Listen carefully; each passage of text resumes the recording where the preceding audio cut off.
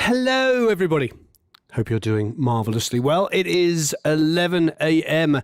in sunny California, and it is pretty sunny. It's quite a warm day today, a little sticky, meaning it's a little humid. Not that humid, but definitely humid. It was turned down. So, yeah, it's all rather wonderful. Can't really complain. Beautiful day in sunny Los Angeles. That was Eric hovering over there right at the beginning to check on something that I'd already done. But his hair looks great today, so, you know. And we do need the Aerocam up. One day. One day. We're going to get an Aerocam, so we can always flick to him. Anyway, how are you all? Are you all doing marvelously well? Who do we have? We have Emiliano. Hey, Emiliano. Hey, Kitty. Hey, Luminous Brilliance. Hey, Aaron. Hey, Marcus. Hey, Jens. Hey, Sven. Jason. Mad Dog. How are you, Mad Dog? Roy. Sig. Mary and Sam. The wonderful Mary and Sam. The power couple. We have a couple of power couples in our community. And David and Ray and Eric and Kaylee, or Kale, or I don't know how you pronounce your name. Callie. I'm sorry if I'm messing it up. David Scott. Adrian Sanchez. Gilbert. Hey, Gilbert. Roy Schuster, Peter Souse. Hey, Peter. Loads of wonderful people. Harry. Hey, Harry. Hey, Jens. Hey, Wacky Doodle. This is great having everybody here. Andre, Paul, Grooves Productions, Music Boys Entertainments. Hello, Envy, Adele, or Edel. I don't know how. Hey, Bill. Hey, Chaz. Hey, Patrick. Hey, Roald, Kevin, Keith, Serge, and hey, Kieran. It's 31 degrees in the studio. Yeah, I hear it's really hot. This morning, I was on a conference call with Christian in Germany and, of course, Lee in Latvia, and they were saying it was insanely hot. And it's been hot here. Normally, it's not humid, but today, it's just a little bit. We do have the AC on, though, don't we, Eric? Yes. Yes, meaning no. Yes. So let's go over to the screen here and check out the track and see what we have. Are we on the screen with the track? Yeah. Okay, great. So we have a song. Well, let me explain a little bit. So you all, if you've ever watched any of our videos, you'll know that the great Steve Magora, who is currently on tour, plays with Toto and is just an absolutely wonderful guy, and stupidly talented. Plays keys beautifully, an amazing singer and a songwriter. And he and I write a lot of stuff together. I'm sure you've seen many demos that we've done together. And he is part of our Produce Like a Pro community. So inside of the Produce Like a Pro Academy, every 2 weeks, he puts up Multitracks. So we put up Multitracks, he puts up Multitracks, and I was just talking to somebody yesterday who's also going to be adding more Multitracks. Plus, of course, all of our members put up Multitracks, because once a month we do members Multitracks, where what we do is we listen to each other's productions and critique those. Every Friday, we listen to productions as well of the Academy track. So it's pretty intense. Also, this Wednesday, we have a special guest who's coming in and going to be talking production. Academy members know about that. So if you haven't already joined the Academy, we're doing a stupidly cheap summer sale for $99 for a whole year. And what did Cody say today? He said that's less than 25 cents a day. So definitely worth joining. If for nothing else, the community is incredible, as you can see here.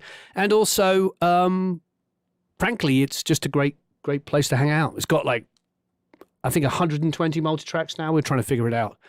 And lessons and all kinds of fun stuff. It's an amazing community. All right, let's check out Steve's song. And I schnizzle you not, I've not actually heard it yet. So I don't even know what I'm mixing. So you're going to go through the whole experience of what I do here. So this is it. I haven't heard the song. Let's play his mix.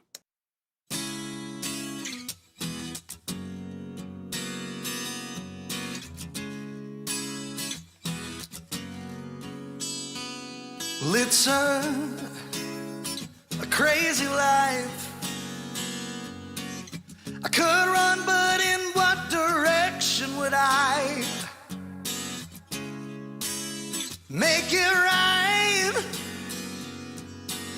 'Cause of wrongs I've got a collection. Who's gonna break your fall and lay you out on safer ground?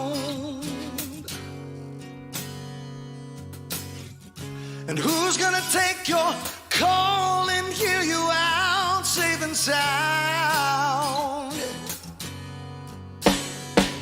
When it all comes crashing down, when it all comes pouring out,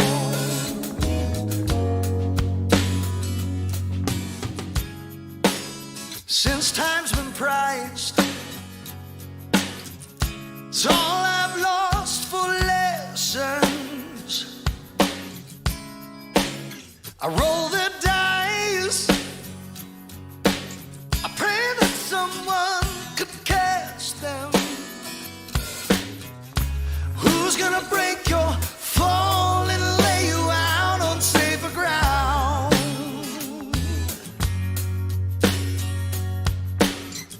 And who's gonna take your call and hear you out safe and sound?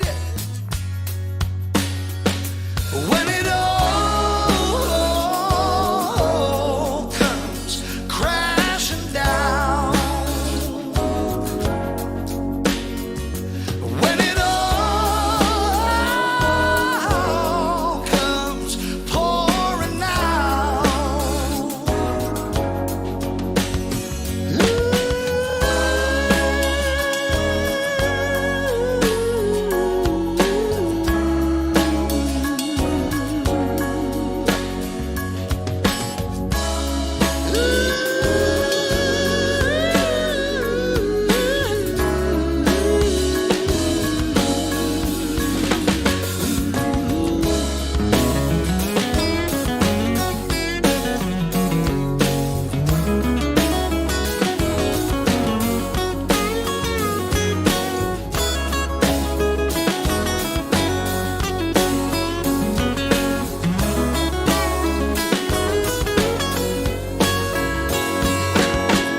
it's all so different than I have dreamed it up to be. I'm still living day 'cause of those who stand by me. When it all comes crashing down, when it all comes pouring out, when it all comes crashing down, when it all comes pouring out, who's gonna get you through it? Who's gonna get you through it all?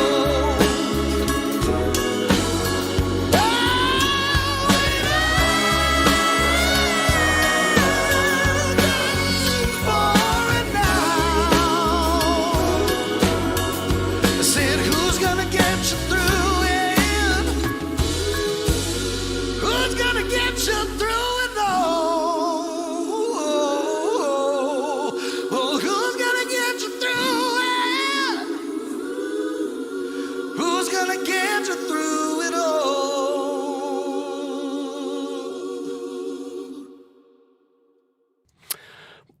I'm not kidding you. I've never heard the song before. Eric's laughing because it's true. I've never heard it. So I got to listen down. So this happens to me all the time. People send me something to mix and I always ask for a track in advance. I say, can you send me an MP3? And they might send me 2 or 3, but maybe it's a whole album. So there's quite often I'm opening up a song and I've never heard it before. When you're mixing an album of 10 songs, that's quite a common event. Now, for me, what did I feel? First of all, yes, it's a beautiful song. It's very EQ'd. I haven't heard any of the original files yet, but if you listen to the acoustic at the front, it's very thin.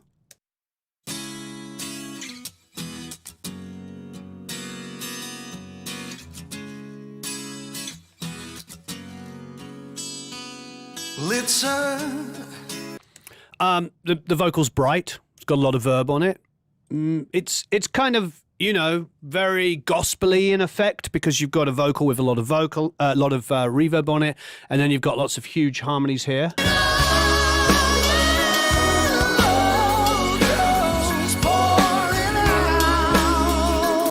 It's a little hyped for me on the high end, the mix. Very, very bright.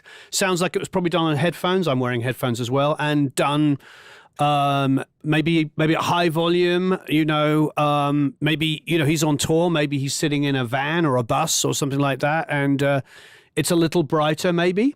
I think a little bit less verb on the vocal for me. I do like this gospel aspect of it. I think it's fantastic, but we've got to make it, maybe more intimate at the beginning and then get, bigger at the end. That's the first thing. I think the next thing is to take that acoustic and just give it a little bit more girth. Hopefully it's not too EQ'd going in. And we'll see if we can just give it a little bit more body. Maybe the acoustic by the end of the song could be a little thinner when there's more stuff, but initially I want it to be a bit more intimate and just kind of vocal acoustic. Next thing is the bass felt like it was a little uneven. If you listen to when the bass comes in, sometimes I hear it defined and sometimes I don't. When it all comes crashing down. So when he goes boom, boom, boom, and he goes boom, when he hits that high note there, there's no support of the low end, but that's stuff we do all the time. So low level mixing, low end mixing on the bass. So those are the things that jump out to me. And luckily the production itself is going to make it dynamically grow. He's done a really good job on the production. There's less instrumentation building up. So really going to be fantastic. Now, we are giving away memberships. There's multiple ways of doing it. I think actually on the blog, there's some lifetime membership giveaways. So you want to click over there. But we'll do some live ones. So in the meantime, I'm going to start listening down and soloing stuff. Let's do our first giveaway. And this is for a year's membership to the Academy. If you're already a member, you'll get an extra year. So my question is really just as simple as this. I was intrigued, to understand our audience. When you, as a mixer, a producer, an engineer, a songwriter, what would you say your main genres are that you work in? No wrong answer. Just let us know. What is your main genre that you feel you work in? Now, it could be rock, pop, metal, punk, funk, hip-hop. If it's all of those things, just let us know. And Eric, at random, after I've listened to some of the drums here, we'll pick somebody just at random. So here we go. All right. I'm going to listen down now. Let's check out some stuff. I think the first thing I want to quickly listen to is the drums. They sound well recorded. I don't know if they're live drums or whether they are programs. Have a listen.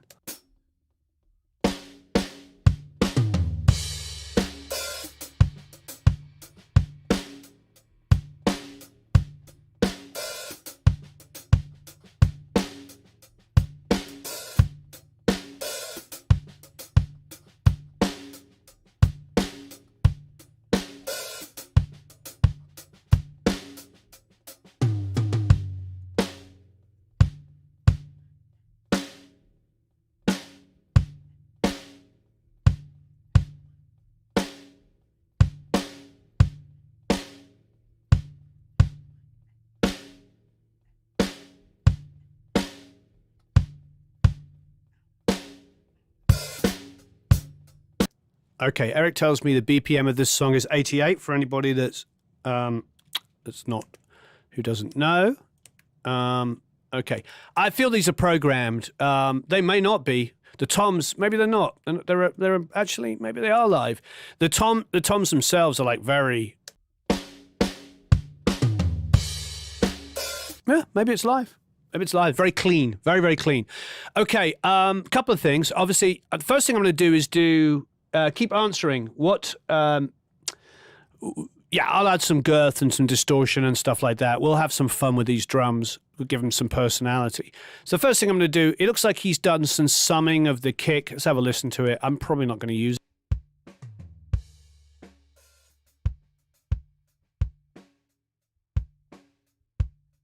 It's a stereo summed kick. Here's the drums here.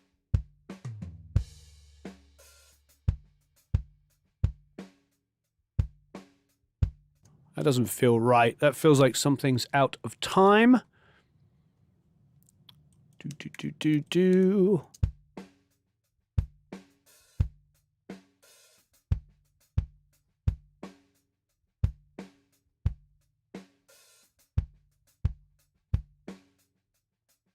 There's two things with that kick sub and kick out. I don't see a kick in. Oh, here it is at the top.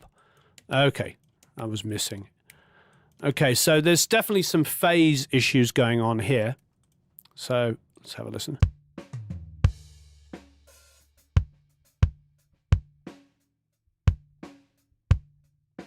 I'm tempted to see the kick out. It's kind of useless for me to be like this. I mean, that phase is not going to work. So I'm actually going to cheat. So the first thing I'm going to do before we do anything is cheat. So I'm actually going to cut this here and then nudge it forward. And then the second thing I'm going to do, so I've nudged it forward just a little bit. Let's try a bit more. We're going to slip mode for those of you on Pro Tools. You know what I'm going to do next, don't you? Yes, I'm going to reverse the polarity, invert the phase, whatever you want to call it. We all know what we're talking about here. We can get into the, the proper terminology and all this kind of stuff. But as you can see, it is completely and utterly out of phase. The polarity is flipped. It is not going to sound good. So I'm actually going to split the difference. There you go, deliberately. I'm cheating, but that's what you do. And now I'm going to invert it. And also there's no audio selected because it wasn't. I'm now inverting it. And now let's have a listen to the kick. We should have a lot more low end now.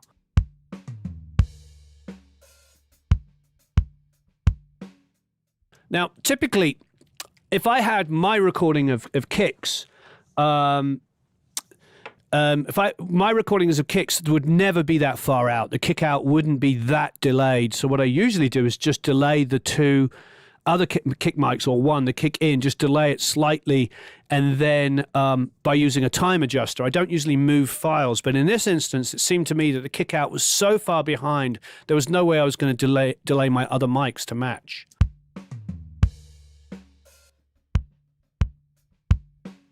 It's adding a little 110 hertz. Who won? Billy Severs said with rock.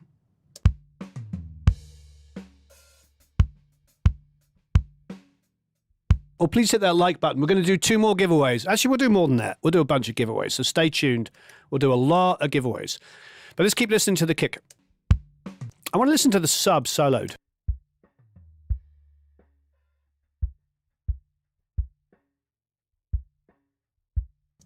It's not huge, is it? It's like really not adding. It's adding a little bit. Maybe a tiny bit more lows than the others, but not a lot.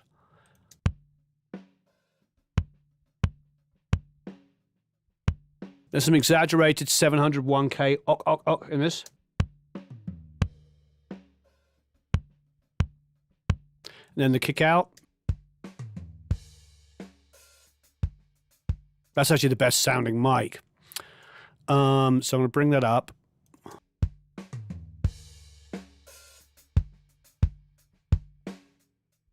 Quite often this happens that the kick out microphone is the best. If it's just pulled back enough to hear.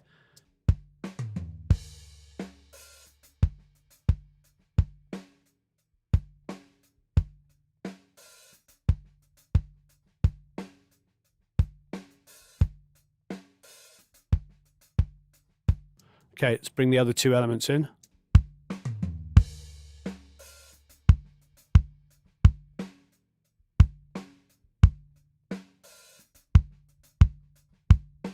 mean, honestly, that's already a million times better. So we're not going to do anything yet. What we're doing is we're setting up a rough mix of the drums. So I'm now creating a group, and I'm going to call it kick.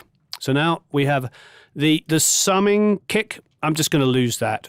So if you get to the multitracks, you can use it. You can use it if you like, but I don't need it. Okay, now we've got snare top and snare bottom. Let's reverse that. So the top snares on the top's on the bottom. Let's give that a listen. Listen. Sorry, he did have the summing kick here. So let's have a listen to the summed kick. You don't necessarily have to have 3 mics on a kick, and you don't necessarily have to use them all. It's really up to you. It's just quite often people recording like that, they get used to a blend they want. Tim says, yeah, 3 mics can give you more choices for an awesome kick sound. Yeah, definitely. I do tend to find an outside kick positioned properly in front of the kick gives a much better overview. It just tends to have a little bit more bleed in it.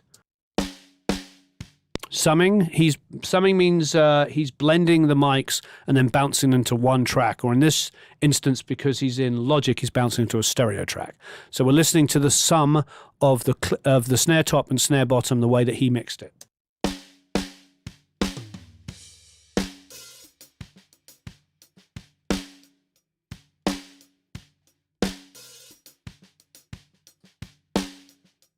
I don't know if I'm going to use kick or snare samples yet. I'm going to mix this without using them until the point that I need them.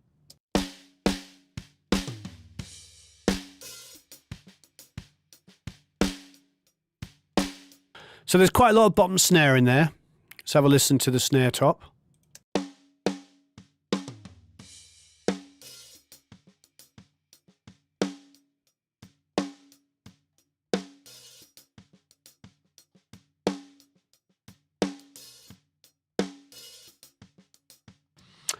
Unspoken says, not really relevant right now, but how do you all deal with synthesizer piano phase issues? That's a good question. I mean, to me, I usually wipe off, unless a piano's the main instrument with a vocal, I usually wipe off a lot of low end on the piano. And if you've got synths that you're using for a fatness kind of thing, that can work really nicely because you'll leave a lot of the low lows in the synth that you wouldn't put in a piano. Really depends on what the piano's purpose is. If the piano is the main instrument in the mix and then you're adding synth stuff over the top, then I think in a reverse, the synth becomes thinner sounding. If the piano is melodic and maybe blocking out chords and the synths are more powerful, then I do the opposite. I take the low end off of the piano, make it a bit more tinkle, tinkle, tinkle, whatever, and have the synths be it. So really have to just figure out the relationship between the two. Most of the phase issues you're going to get are in the low end. It's very hard to get 100% cancellation in phase on the high end because the high frequencies are so tiny, so small, that to get them to cancel out would be almost impossible unless it's just the same source mic'd in and flipped out of phase, with the polarity reversed. So it's usually the low end that you've got issues with, and you just have to make it. John, I'll answer it again. There's summed in stereo because he's in Logic, and we're going to have a lot of stereo files to deal with. Okay, so snare top.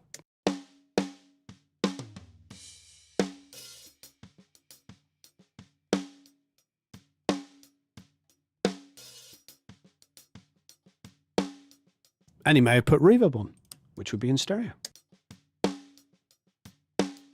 Top of my head, I don't know what mics we used. I'm not sure if I specifically care. We could ask Steve on future ones to try and make notes as much as possible. To me, it's just really like, how does it sound, Quite often I like a snare drum and it is a 57, and then sometimes it's not.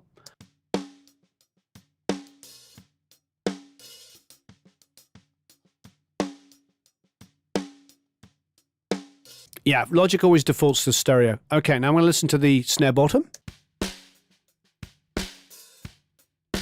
There's definitely some more compression. It's either compression or it might be that they just used the mic pre was being hit a little harder. You can see there's a less of a dynamic range going on in the snare bottom. Now, let's put the two together.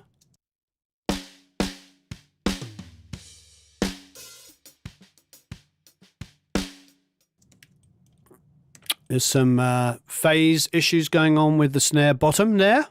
Quite bad.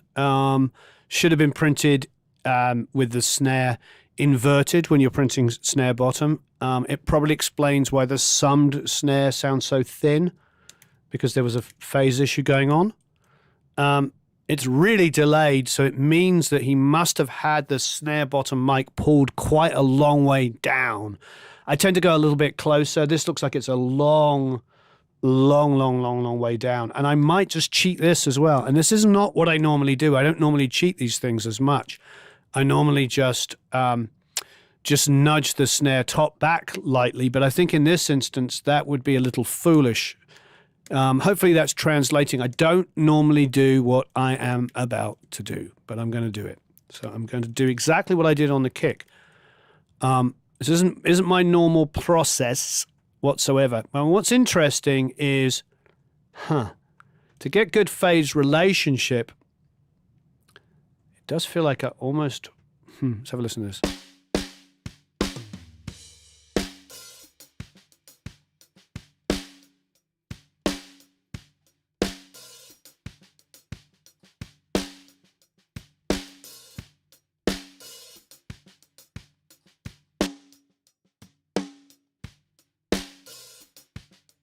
There's still some low end being cancelled out on the body of that snare. It's not a good phase relationship thing here. Let's invert it just for schnitz and schniggles and see whether there is a place where they work together well. Kind of there.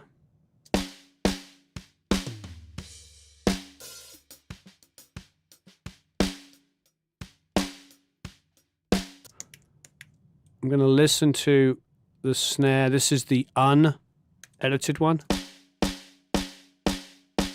Here's the edited one.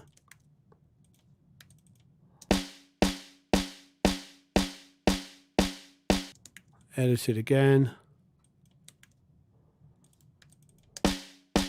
Okay, there's a tiny bit more body in it like this. Tiny bit. It's subtle, but I'll take it. I'll take it. I'm probably going to end up doing a little bit more EQ on this than I normally would. But we're going to avoid using samples at this stage. If you're an Academy member, or you actually don't have to be an Academy member, you can go to producelikeapro.com and download all my samples for free.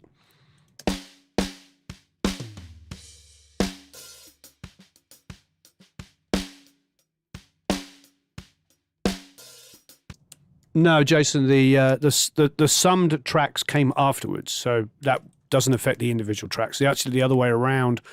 The summing probably reduced the low end, if you listen to the sum snare.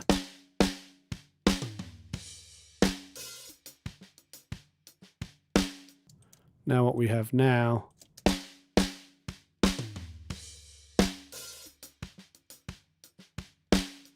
depending on your headphones, is just that tiny little bit more low end on it. Just a little bit. Again, we're going to probably do some drastic EQ on this. I think the mic pre was hit a little bit harder as well, because if we just clip gain that up a little bit, it doesn't quite follow the same dynamics as the snare top, which is just a little bit more dynamic. It's just a little fuller, and that's okay. Sometimes the sound of it is to hit your mic pre's hard. I mean, if you're using Neves and stuff, or like when I'm at Sunset and I'm using their beautiful console, their one they built themselves, those mic pre's sound good being abused. They like to be hit. But that's why you hear the snare bottom so much, because if you listen and you look, I'm going to let you look, you'll see there's a lot of transient on the top, but not a lot of body on that snare top there. Where the snare bottom, because it's being hit a little harder, the transient's being rounded off. I would never compress a snare bottom, so I'm assuming they didn't either. And it's just a mic pre is just being hit a little harder, so the transient's being rounded off, and there's more body in the snare bottom itself. Hopefully that all makes sense to you. So I'm going to probably do a lot of work on that snare top, because I don't want the snare to sound like this thin and so much about the snare bottom. But okay, let's make a group. We're going to call it snare, and let's listen to what we have so far.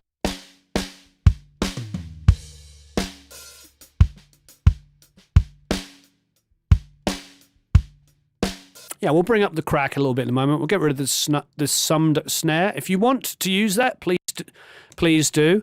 Now, the toms, the first thing I'm going to do is just pan it. I do it personally from audience perspective. Now, if you want to do it from drummer's perspective, feel free. I know people like to fight about it. I honestly don't care. Whatever works best for you. So here's the rack and the floor.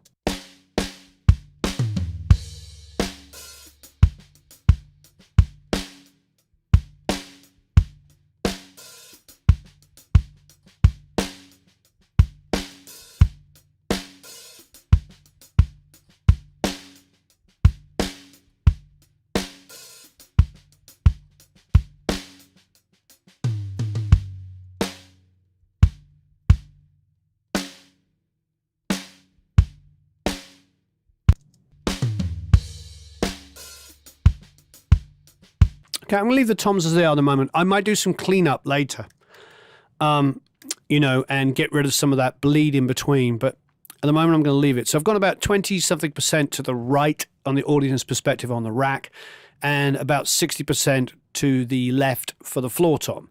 Now, the hi-hat, I usually do about 60% on the right-hand side. Again, audience perspective, you don't have to do audience. You can do whatever you like.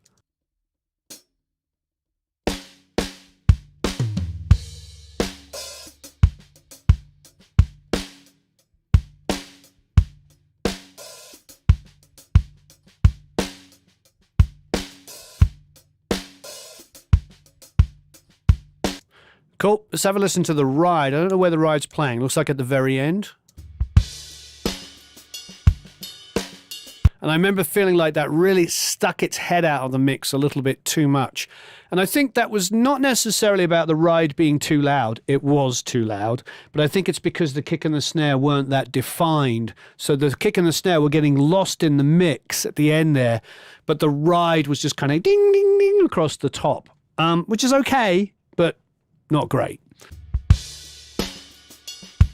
So on this rough balance we're doing here, I'm just going to tuck the ride down. Let's just bring it down into the kit.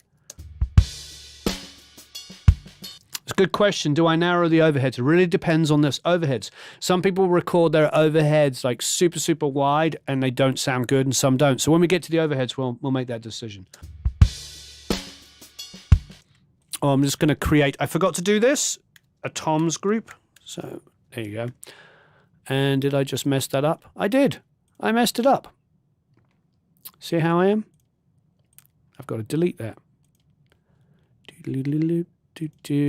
So let's make a toms group that's actually is the toms. There we go.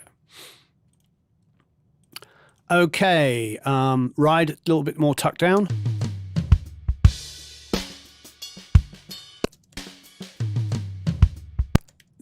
Don't like that flam there. I suppose it is what it is. We'll figure that out in the mix, see if that flam bothers us a little bit later on.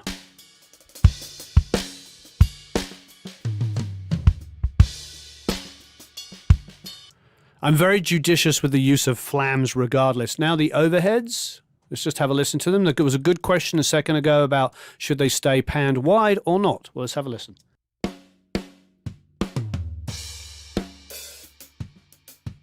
And so they've got theirs pan drummer's perspective. It's probably recorded by a drummer.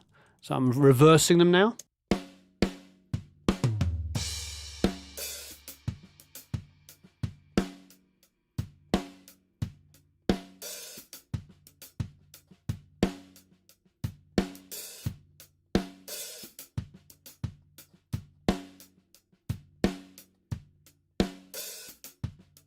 These are definitely live drums. In a good way. All right, so I'm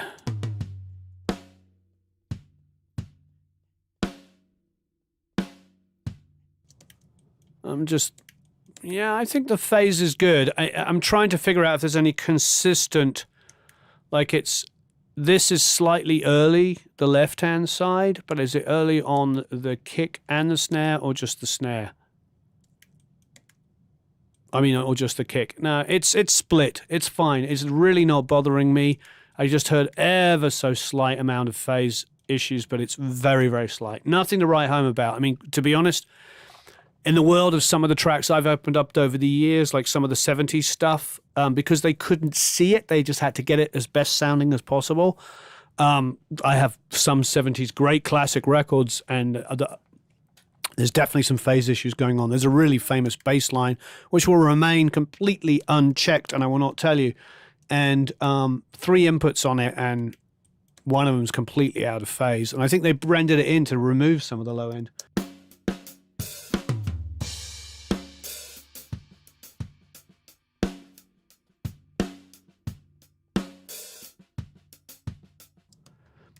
Ozogra, so you choose the audience perspective of tones, rides, affect the stereo overheads room, or is that okay to not worry about? Oh no, you make the overheads follow it as well. Okay, so now the rooms probably will flip as well.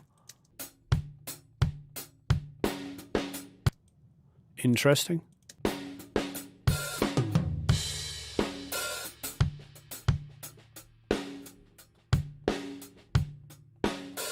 So if that's really the snare in the room, we're going to have to do some work on the snare. That snare top is not reflecting that ring, is it?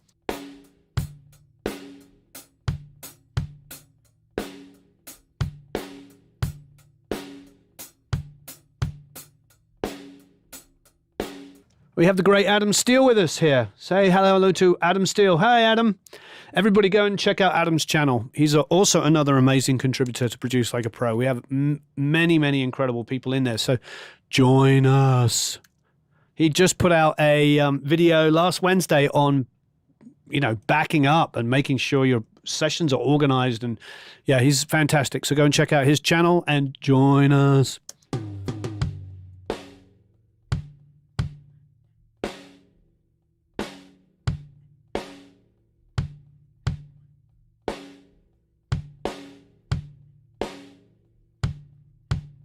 So it's interesting. This is really cool to hear the room mic. So hear how ringy and bombastic and how much personality that has. Now let's listen to the snare top. Yeah. So that microphone will have been too closely mic'd. It's probably not letting the sound develop. It was interesting when we were at Sunset Sound with the great Christian Kohler it was about a month ago now, 3 weeks ago. I loved how Christian mic'd the snare, and he pulled it back quite a long way and got a lot of shell and got a lot of personality, a lot of ring out of it. And it really does come down to like how much you're willing to get the hi-hat to bleed in there. But if you get the angle right, you can get a lot more body. This unfortunately seems like, if I was to guess, that the mic was on the snare about this far away, which can be okay and can be deliberate. And for people that are not wanting to get snare bleed, I totally understand it. But it's not giving us the sound that we're hearing in the room and the overheads. It's a little stunted. It's not quite developing enough. But that's okay. We're going to put some compression on there. We'll have some fun with it. Okay, so let's listen to what we've got now. So now we've got a very, very quick, we'll just call it drums. So we're making a group of everything. And let's just listen to what we have on the drums.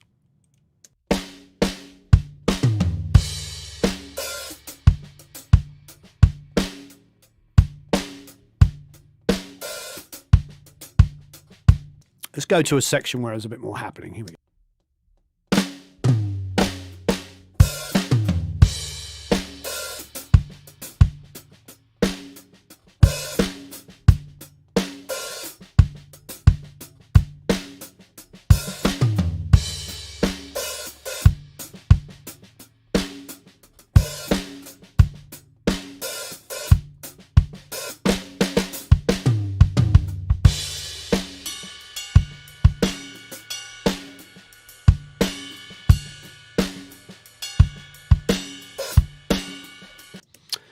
Ableton Live producer says, so Warren, what about your that famous bass track? Can you use bass phase discrepancy in the form of EQ, reducing the low end by reducing the third mic? Yeah, I mean, you definitely can. You definitely can. You know, if you've got multiple mics on something or multiple inputs, DIs, etc., obviously the phase will never be exact, but the way to get around it on bass guitar is to take the DI, if it's cleanly recorded, and use that for the low end only. I do that all the time, if you've probably seen, and we will do it today when I come to mix the bass. So I still have similar feelings. Snare needs more bite, more aggression. Seems to, especially it's going to cut through all those huge background vocals and stuff. And the kick drum really just doesn't have any low end. I mean, it has low end, but it's very doink, doink, doink. It's kind of a disco kick. That's not true. It's a 70s kind of kick when they just couldn't reproduce the low lows.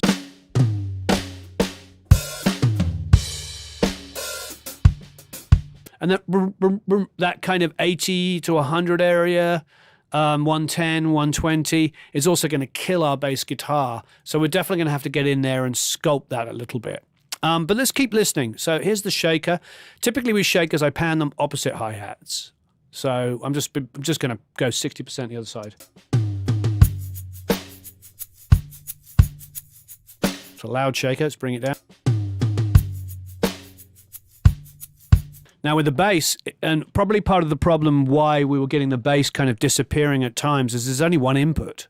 So it looks like it's a DI only.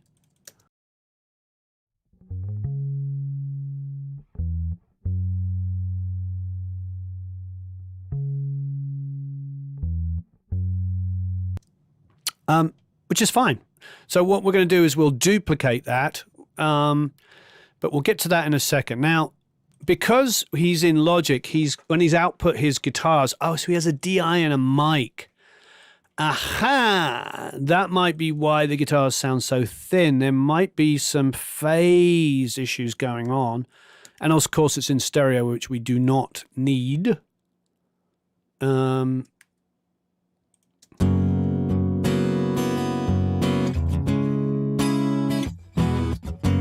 That's just a Logic thing. When you output it, it outputs everything in stereo. Listen to the mics.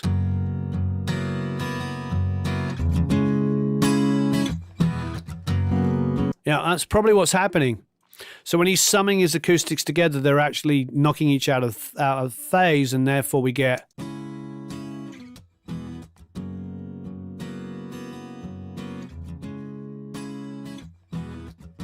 So it's just got a little thinner sounding.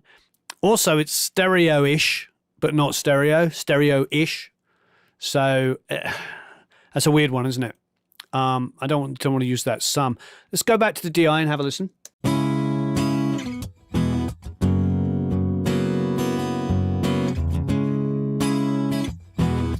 Blue Matrix says, "Hi Warren, how are you? I'm great, thank you. Hope you're well. Can you please do a show why kicks and solo sound so different to speakers and headphones?"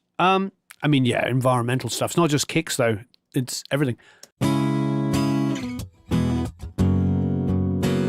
It's a DI. Here's the mic. Mic's much closer to the sound hole than I would like.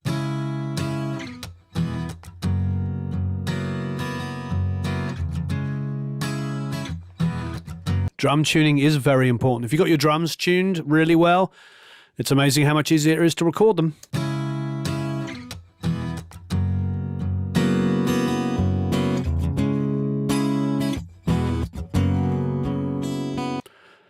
Definitely sounds like a DI. It's not the worst DI I've ever heard, though. I'd be interested to hear what it was.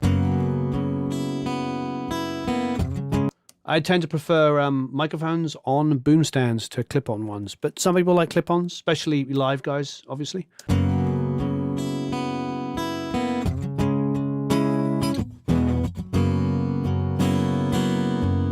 Oh, I like Mary and Sam's answer. Speakers allow the sound waves to mature properly before they reach your ears versus headphones, which kind of simulate it.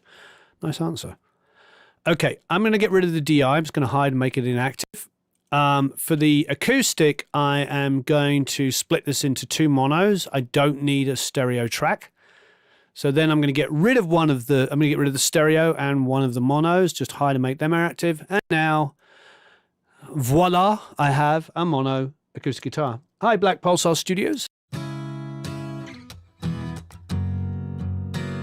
Now, it's a little annoying that I can hear the low end, the boominess. Can you hear that? Have a listen and see what you can hear, if you can hear what I'm hearing.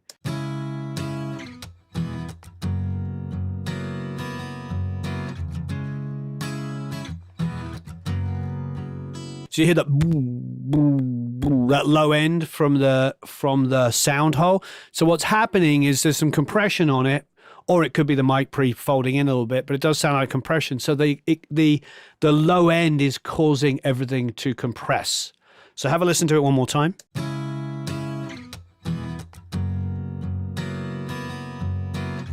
I mean, it's so evident to me. Can you hear it? It's like this note here. You can just hear that duck. Like, it's like compressing and a lot of low. So we're going to have some fun with this. I'm actually going to just spend 2 seconds on this. I'm going to grab a generic EQ. We'll just grab an REQ, just what we all know and love. And first thing I'm going to do is just going to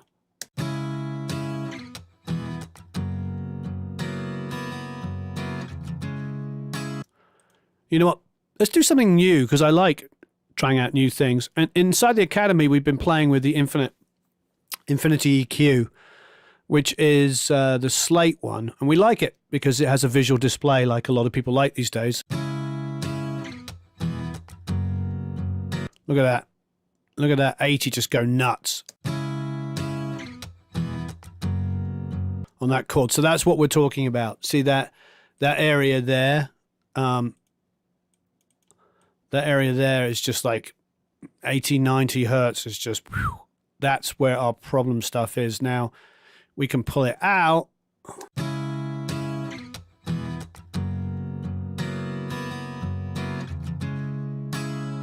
We can also, quite frankly, just high pass around here.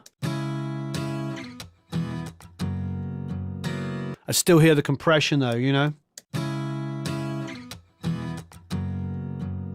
I've always been a 1K-ish person, 1.2 on an Eve. So let's go a little, maybe not quite that wide, but...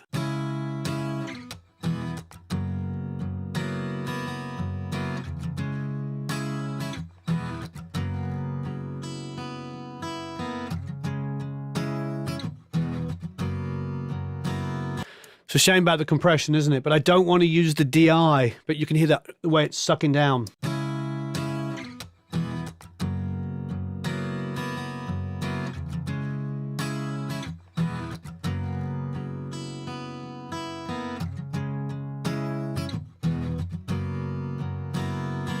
I wonder if this is why Steve like wiped off all of the low end on the acoustic sum.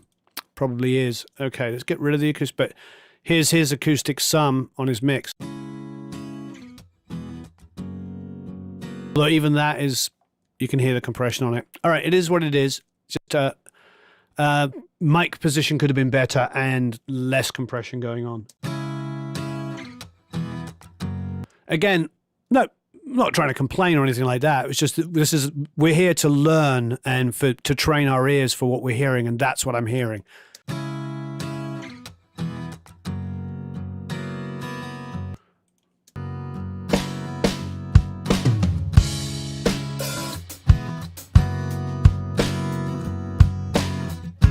So we know we want to get in there. We want to put some more low end on that kick. Let's have a listen to this bass.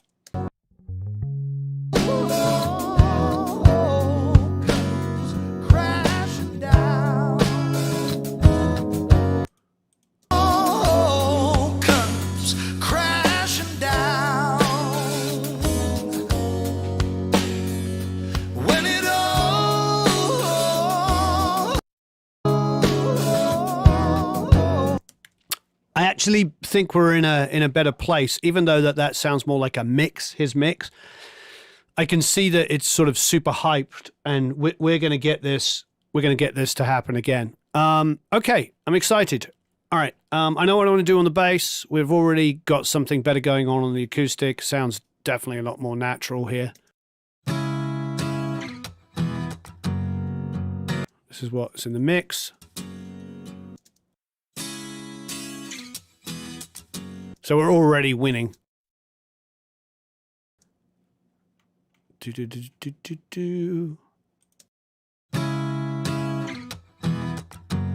It's a shame about that compression that we can hear, but it is what it is, and it definitely feels like this is a warm, organic song, and I think that's what was missing in the mix. We want this to be like you know, here's the guy. Here's the guy.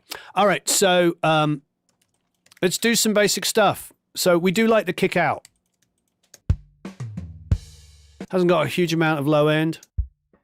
We could try a couple of things. We can try a couple of things and we can also abandon them. But a couple of things to try, like if this was Bob Marlette, what Bob would do is he would go to that sub and he would treat it as the low end on the kick. So we could do that. If you've ever done Bob's course, he's really big on doing things like that. So we could go in and come on to about 100. In fact, let's make that a 4-band. So I'm just going to grab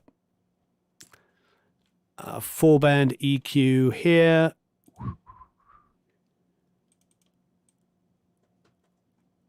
I'm actually getting rid of lows we don't need.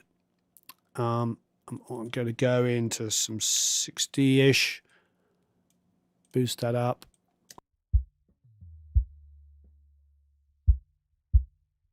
I really dislike that 80 excessiveness that's going on.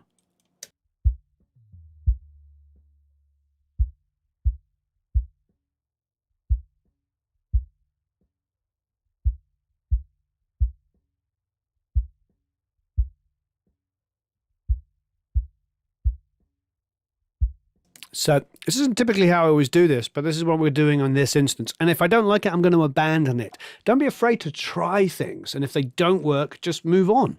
Just move on. So I've decided we'll try this kick sub as the sub. Now let's listen to the kick in. The kick in is the opposite. It's all aggression.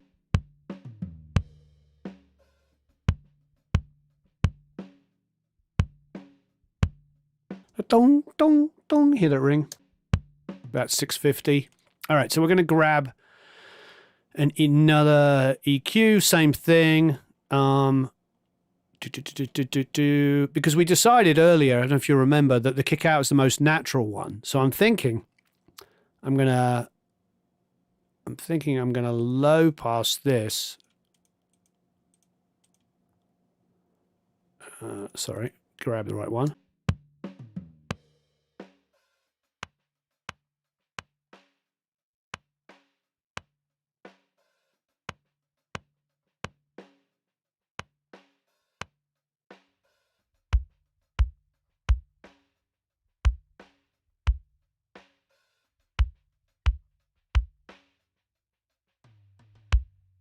Okay, so just low passed it at like 700 and something.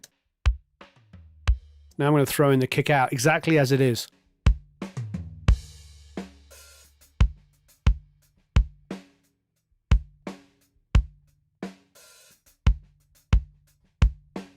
Right, take the EQs off. That's what we have before.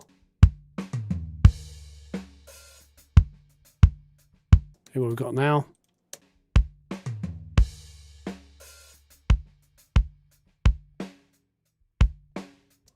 One more time before.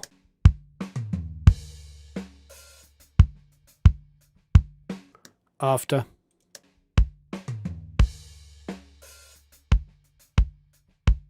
I like it. So it's better. It's got more thump. It's got a little bit more attack. And it might be something that we can now sum into. I'm just trying to decide whether on the kick out, let's have a look at the relationship. I think we might be able to exaggerate the kick out and use it as our main mic.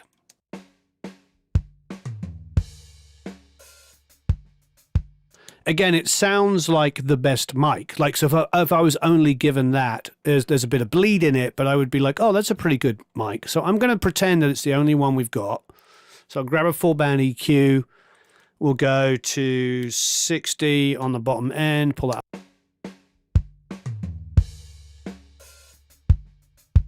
Pull some 350 out.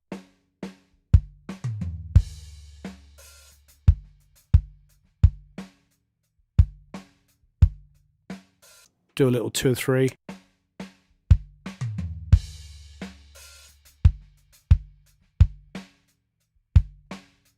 Before.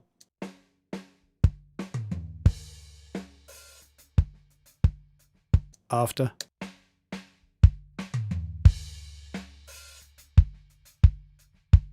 Okay, throw in the other two mics.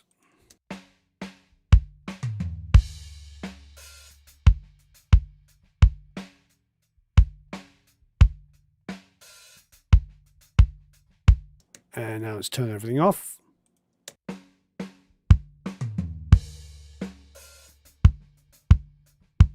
Back on.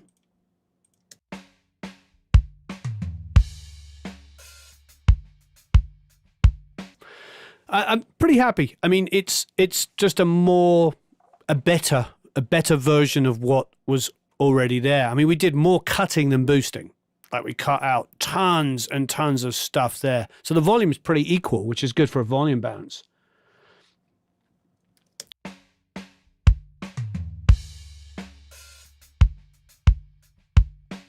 Yeah. So let's sum those together. So I'm going to use bus 1. It's going to create an auxiliary for that. And let's do a question. So this is to win a year's membership of the Academy. If you're already a member, you'll get an extra year. And the question is, we did an easy one earlier. Let's keep them easy. We talked about genres. What DAW do you use? And if you don't use a DAW and you record on 4-track cassette or 1-inch or half-inch or 24-track, 2-inch, whatever it is, 16-track, ADATs, Roland 880, whatever it is, I'm making up stuff to go. Whatever you use, there's no right answer. And Eric will pick somebody at random in a few minutes. So please let us know. So we'll call this kick sub and have a listen. So make sure it's coming in bus 1 would really help, wouldn't it? Here we go.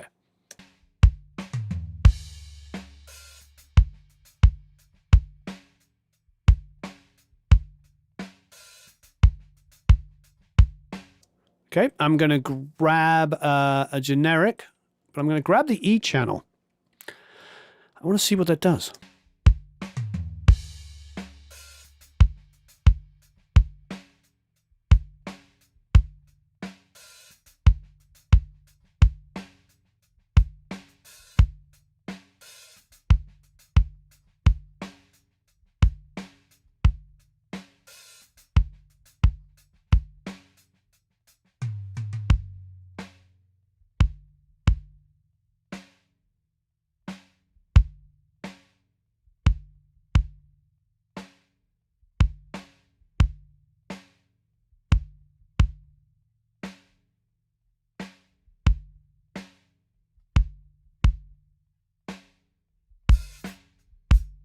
Oh, I like what that's doing, because it's actually cutting a little bit of the excessiveness in 100, which will allow the bass guitar to live. Ooh.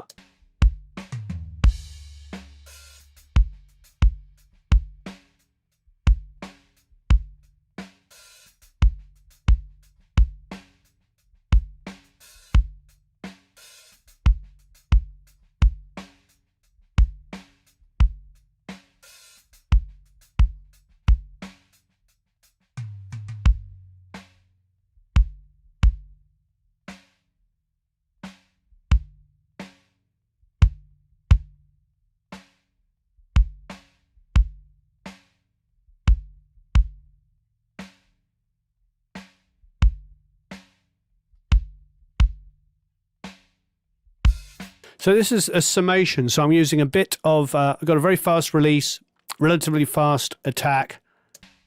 I'm going to try the gate just for schnizzle.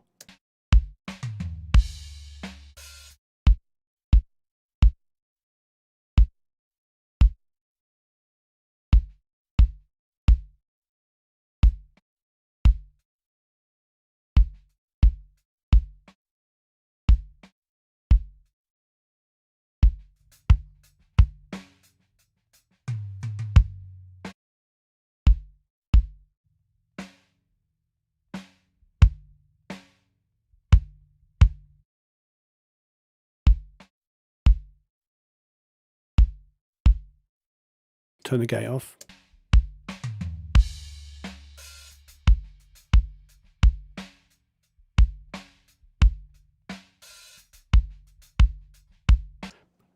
I'm going to leave it inactive. I wanted to try this out. I like it. But I'm going to leave the gate out for a minute. It is, it's there if we want it. Now let's have a listen to the snare with that kick. Obviously the snare needs some work.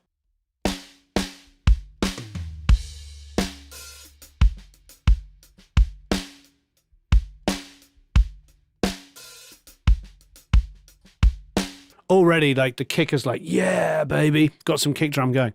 All right. Let's work on this snare top. Where's the snare playing most? Here. So take a little...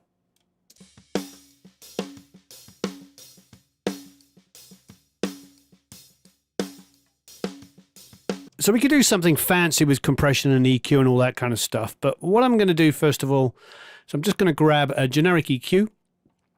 And I'm going to do some obvious things to it. I'm going to put some body and some top on it. Again, it just...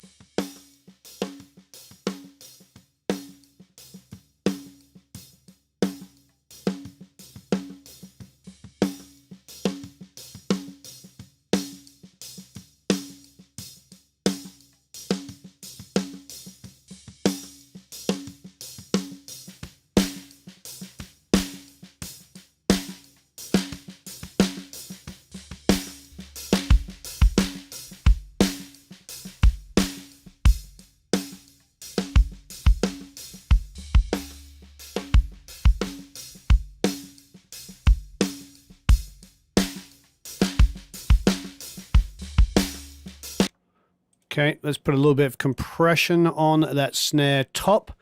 What can we do? Go in for some generics. There's the Bomb Factory 1176, which has come with free with Pro Tools for about 25 years. There is, we could try the E channel again.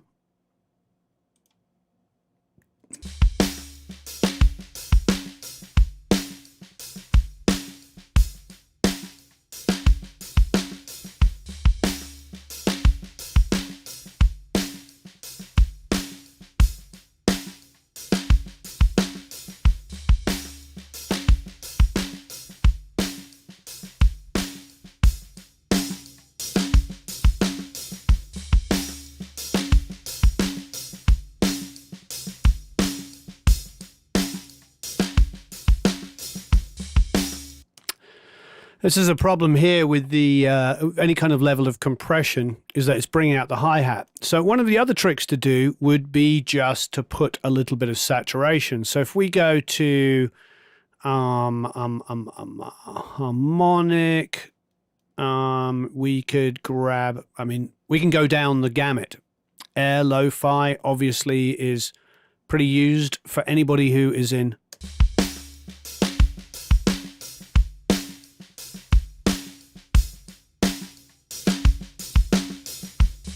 This is where listening in solo would kill you if you're just listening to the snare top. Jason, I'm using the EQs I'm using are all pretty much have no personality. They're just EQs. I'm not using any fancy emulation of anything.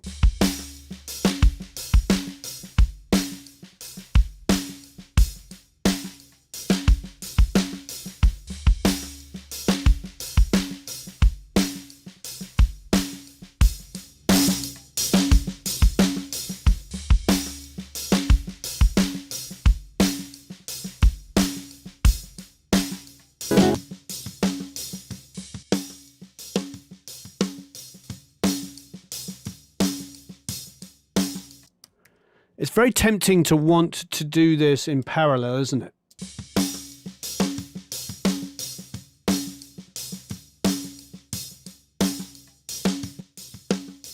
Because what I like here is I like the snappiness of this, like the really heavy transient thing, but I miss the body. I miss the body. I miss the body.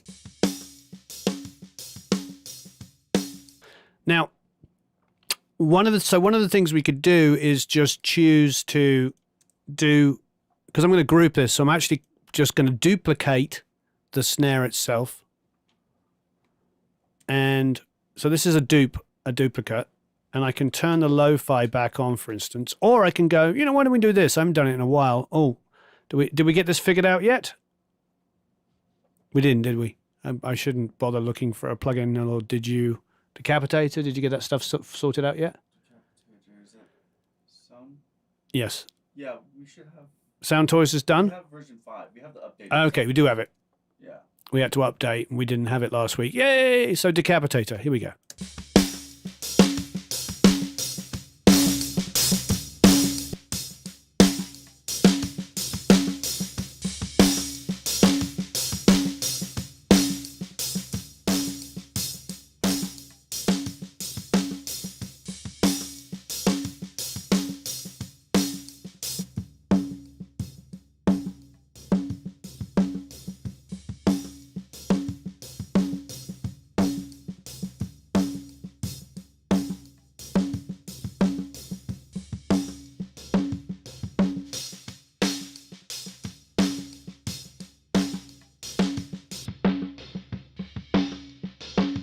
What I'm doing here is, you probably noticed, I'm trying to figure out what I want to do about that hi-hat bleed.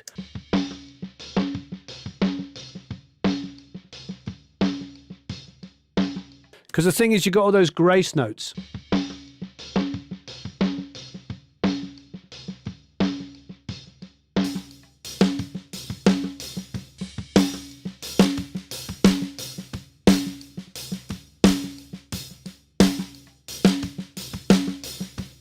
Get rid of everything and see what we started with. That's what we started with. Now we've got this.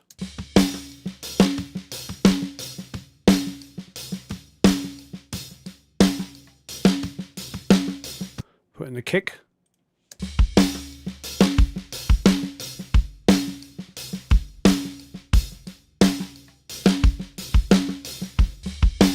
Okay, I'm happy with where we're at. I like moving quickly, so I have absolutely no problem with completely and utterly changing my mind in a mix. Absolutely no problem. Yes, there's a hi-hat bleed on it at the moment. I don't want to go into doing, I don't want to go in and using a gate at the moment, because there's all that kind of, you know, really nice grace note stuff going on. Now, and we don't want to make a decision based in solo, meaning, yeah, there's some hi-hat bleed, but what does it sound like in the mix? You know, I'm working in solo purely to be able to teach. Okay, so I'm creating a snare sub there. Now let's highlight that section. And go to bus 2. So it's got the snare sub. Now, I'm a big fan of this plugin. I'm going to go and grab it. And you may or may not know what it is.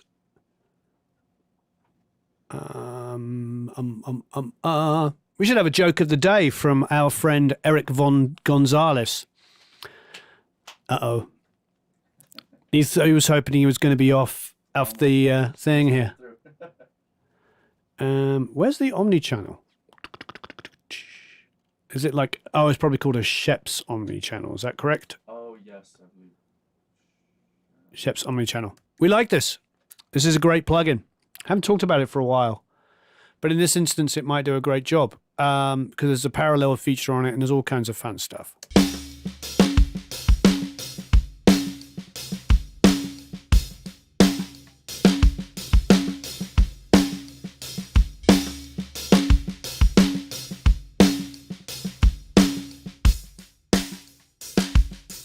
That's the parallel down, so I'm going to blend it in.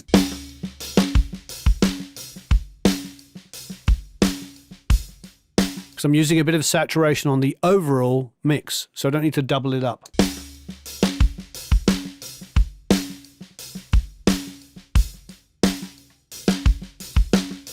Now, the other reason why I did this is I was thinking, what about the de-esser, whether it will catch that hat? Maybe we'll worry about that in a minute.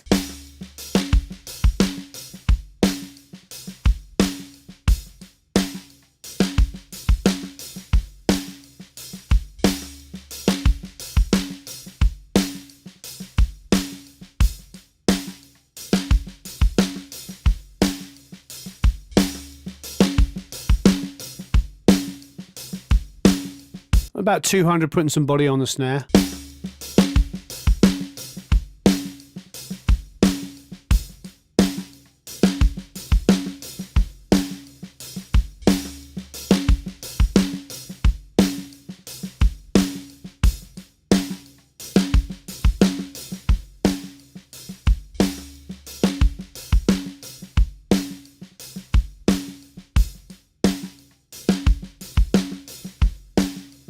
Okay.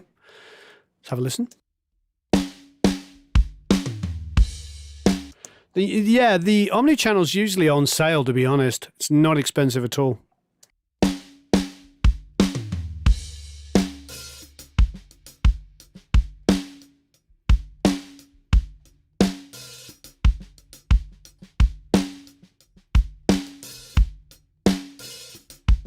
Throw in the toms.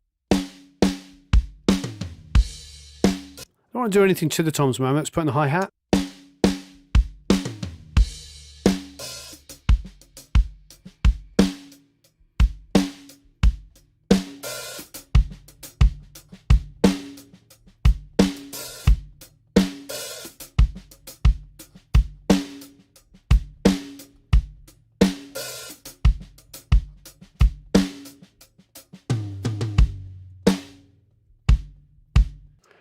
There's a little phasiness going on with the overheads and the room.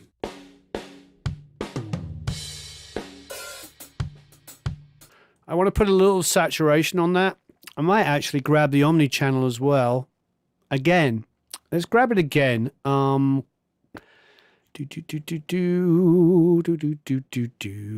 Let's grab it again and.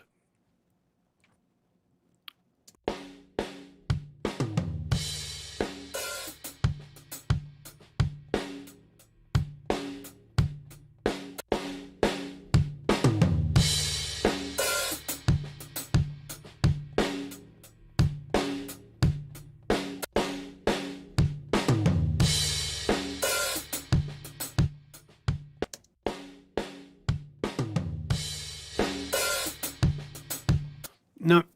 See, I wanted to hear it for the saturation. So I'm going to go in and go to Avid's own plugins and grab their lo-fi.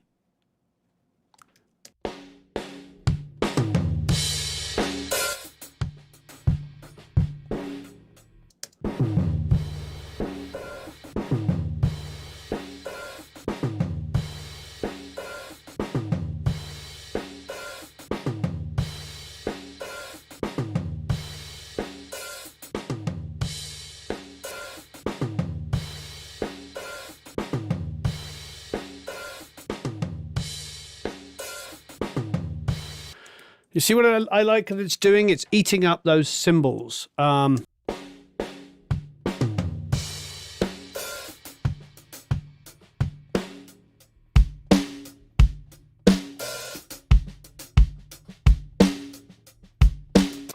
often what I do on room mics, when they're okay like this, and I kind of like them, but I'm not loving them,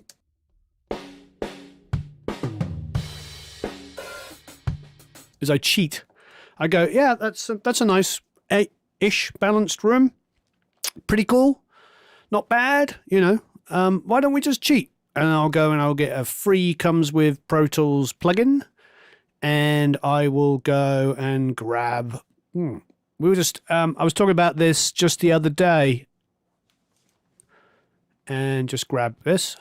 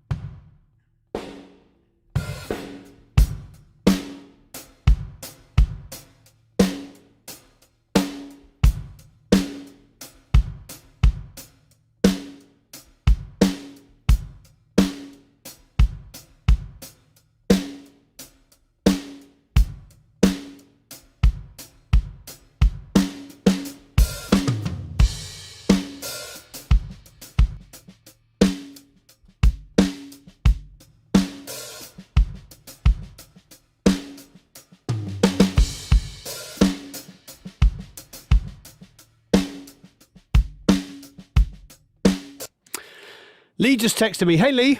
Yes, we are doing the ProMix Academy summer sale as well. So if you check out the ProMix Academy, which of course Eric is going to put up now, aren't you, Eric? I am. And there is like an insane amount of courses there that are on sale. Like insane. You can mix with Cameron Webb. Of course, our very, very good friend, Mr. Christian Kohler, who is like the metal mixer and from Germany. And he's just a wonderful, wonderful guy and one of the best educators I've ever met, as well as being, once again, a wonderful guy. So you can check out his stuff. There's probably the best drum programming course in the world done by Mr. Misha Mansour. We went to his place for a week and filmed a complete drum programming course. There's tons and tons of information in there. Easily the best course. Christian himself has guitar mixing courses, so you can learn from somebody that actually makes... You learn from people that make money in music. They're not just professional YouTubers. These guys are actually, making money, making music. And it's a big deal for us and an honor to have guys like Misha with his drum programming course and, of course, Christian with his guitar course, as well as Cameron Webb, obviously, with Motorhead, Ulrich Wild, who just texted me. Hi, Ulrich, who's worked with Pantera. He has a Static X course in there. So if you're into rock and stuff, there's that. But it's not just rock. There's tons of people. Brad Wood, you name it. Reed Shipham has 2 courses in there, the great Reed Shipham. So you can do country, you can do all kinds of genres. It's pretty massive. And Eric, I see a thing that says 91% off everything bundle, but not actually a link. But that's good. I'll put the link up again. So.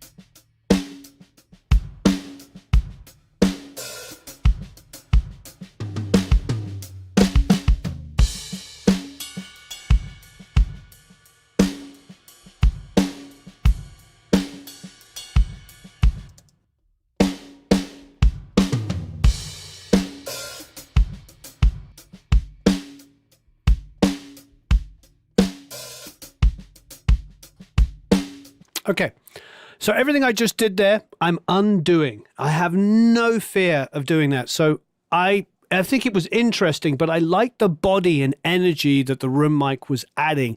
When I put the lo-fi on it, it did reduce the cymbal, and that was great. It also, when I put the verb on it, I could change out different verbs, but I already felt like I'm losing some of the body by doing that. So if I want to get that verb, let's just do it with the snare.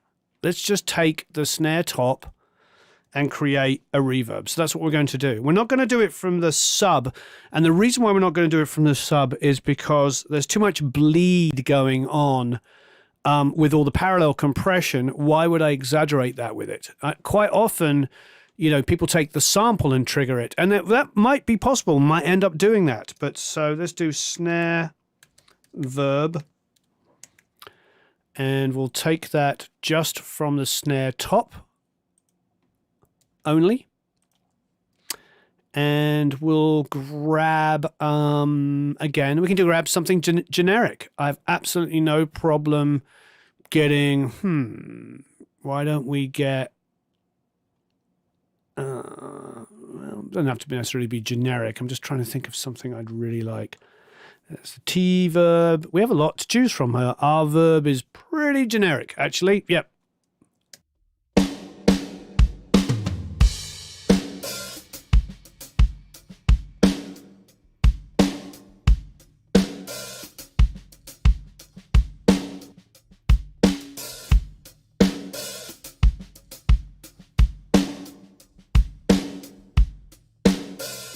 David, I don't personally know when your membership expires, but if you email support@producelikeapro, say I sent you and that you want to know, and they will let you know.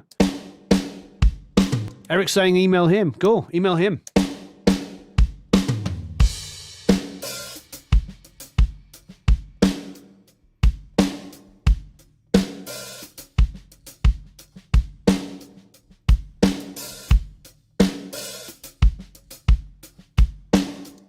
I'm quite happy with where we're at. So this is not like the world's greatest drum sound. It's a pretty darn good drum sound. A lot better than what we started. Here's the original drum sound.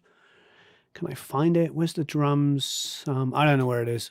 Anyway, we've been comparing as we go. But yeah, let's throw in the acoustic guitar with the drums.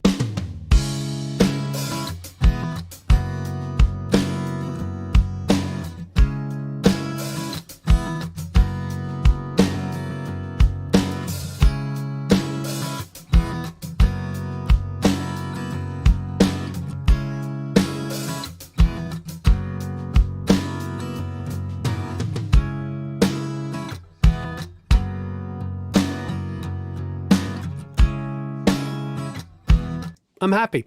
So let's go to the bass.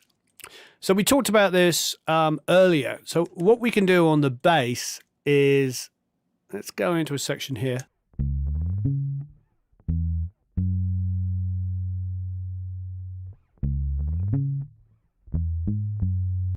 It's a shame there's a on that, isn't there? I think in the mix that should disappear, but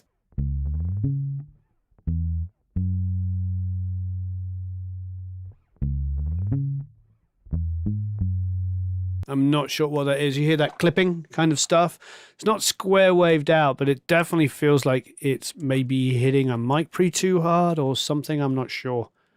Anyway, this is what we're going to do. We're going to duplicate it, and we're going to pretend that it's two sources. So what I do is I'll take the top one here, and treat it like a bass DI. So what we're going to do is we're going to grab generic EQ, which for me, as you know, is just, I always use the REQs. A 2-band is enough.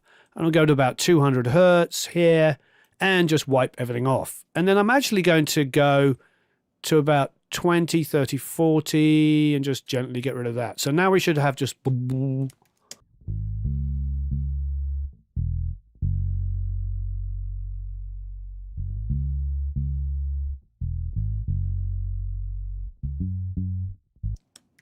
I mean, Robert, to be honest, I've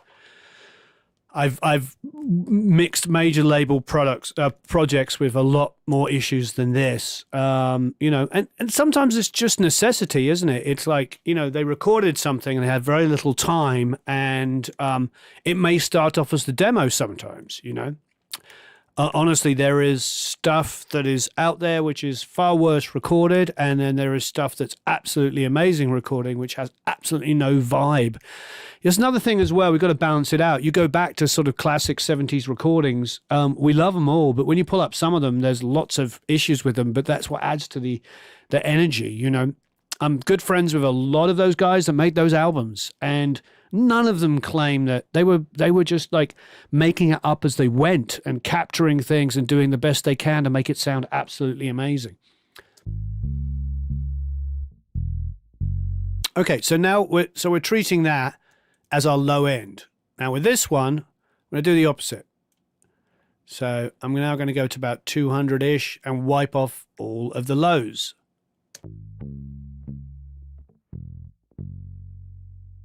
And I'm not going to be afraid to do this. I'm actually going to put on a bit of Sans amp here.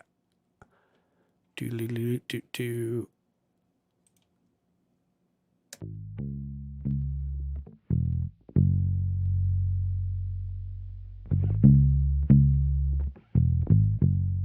Blend the two together. So here's a before.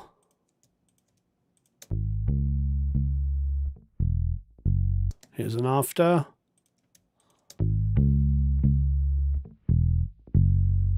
So it's a little fuller on the low end. We can put a bit of compression on the low end only.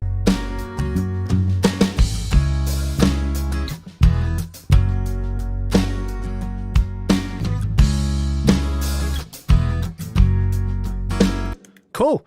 Well, we're big, bad, and back. Anyway, so I absolutely love what we've got now. I mean, it sounds organic. It sounds like, you know, a band. Sounds like an artist. So let's keep going. We haven't done a lot, but we've done things and then removed them. So now what I'm going to do is I want to throw in the lead vocal. I don't want to go too long on a mix and add too much stuff and miss out on a vocal. That's really foolish. Let's do another giveaway while everybody's here. What happened? I don't know. We lost internet. What do you think? That's a strange question, Tim. For some reason, everything froze up for a second. I don't know. Do you want to stop and examine? Okay, so God bless it. We're big, bad, and back. So let's do another. Let's do another giveaway. This is for a year. If you're already a member, let's. You can add another year to it. And what do you want to know? We did the DAW. We did the DAW. We found out what genre you like to mix in.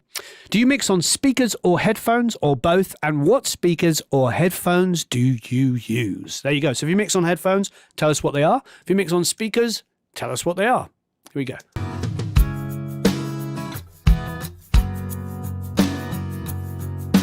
Now, what's interesting with this is, like, normally I typically put the acoustic guitar over to the other side of a hi-hat or a shaker, but he's got the shaker playing at the same time. It's not just a chorus thing.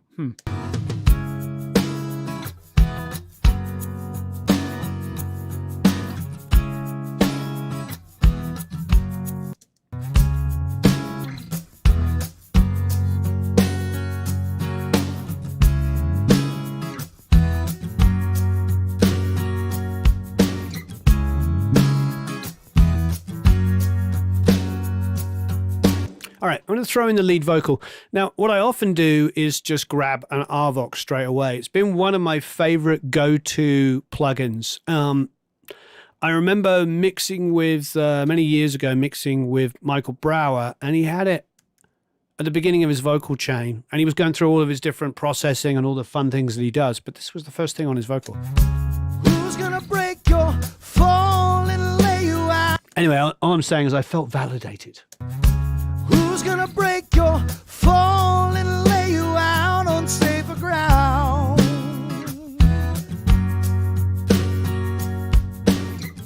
And who's gonna take your Before?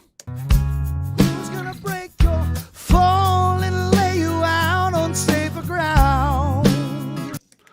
He's definitely got some pleading in his voice. It is going to need the support of reverbs and delays, definitely. Let's go to the end. When it all comes pouring out,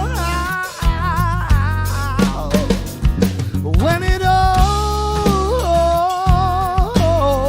comes crashing down. Please hit that like button. Let us know what headphones and what headphones and what speakers you use.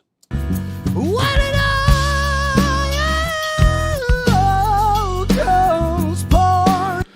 There's definitely something pervasive about that ride, isn't there? I'm just going to tuck down the ride itself. When it all comes pouring. There's a mixed competition coming up very soon. It's going to be some jazz tracks, and it's from an incredibly well-known and amazing guitar player. When it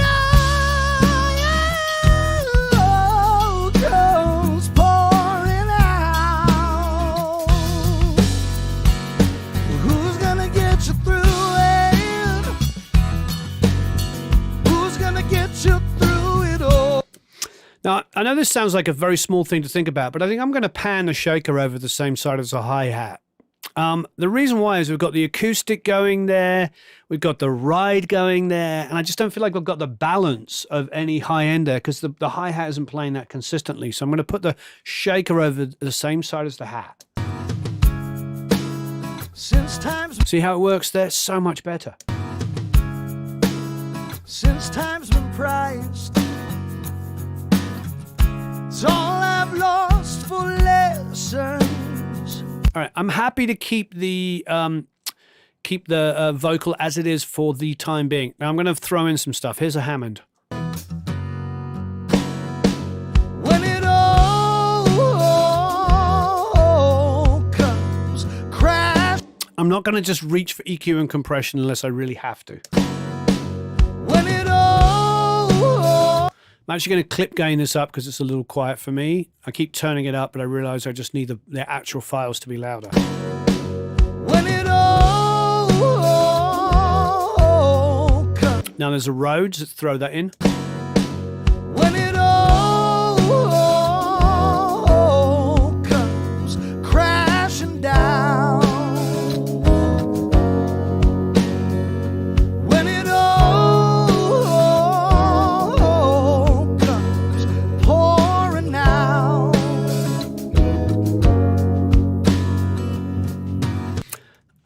Right, okay, so I said I'm not going to reach for EQ or compression until I hear it. No need for compression, but definitely just do some high passing. Some gentle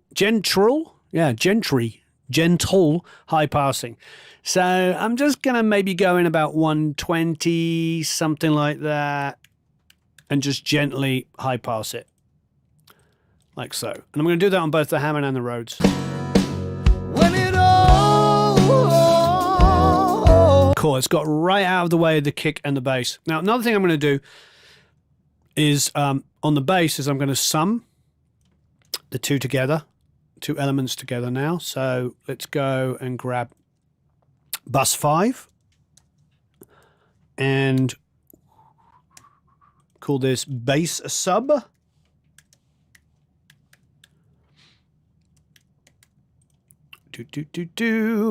And I'm going to do a couple of things. Firstly, I'm going to put an EQ on it. And just call me crazy, but I'm just going to like wipe out some low lows before, strangely enough, putting it into an R bass, which is going to boost the low lows. And this is just so I can control it, because the thing about the R bass is it's an amazing plugin, but it does give me more low end than I'll ever need in the history of low end. So what I tend to do is just make sure I control the signal going in, so I'm not giving myself too much. Like immediately the intensity is too much, but it is what it is. Did I just mess up? I think I did. Foolish man, I did the wrong thing. Foolish boy. All right. There it is. Who's gonna break your falling? Would help if I busted into the input. Here we go. Who's gonna break your fall and lay you out on safer ground?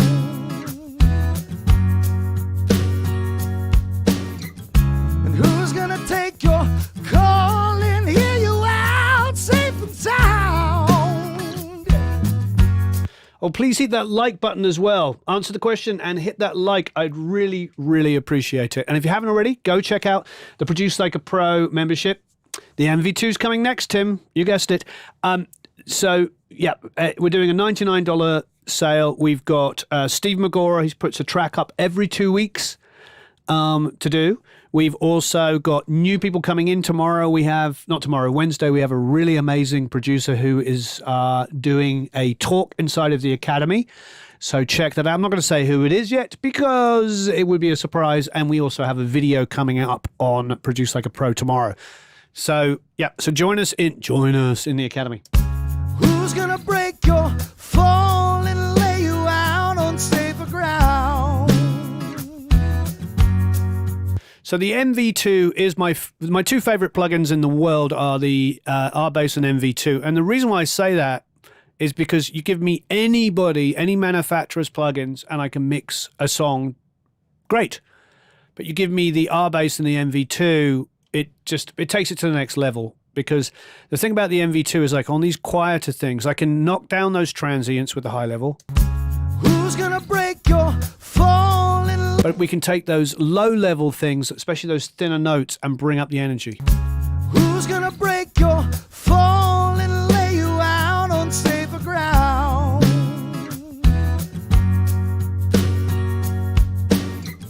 And who's gonna take your call and hear you out safe and sound? Just for Schnitz and Schniggles, let's see where we started with. Here's Steve's mix. And lay you out on safer ground.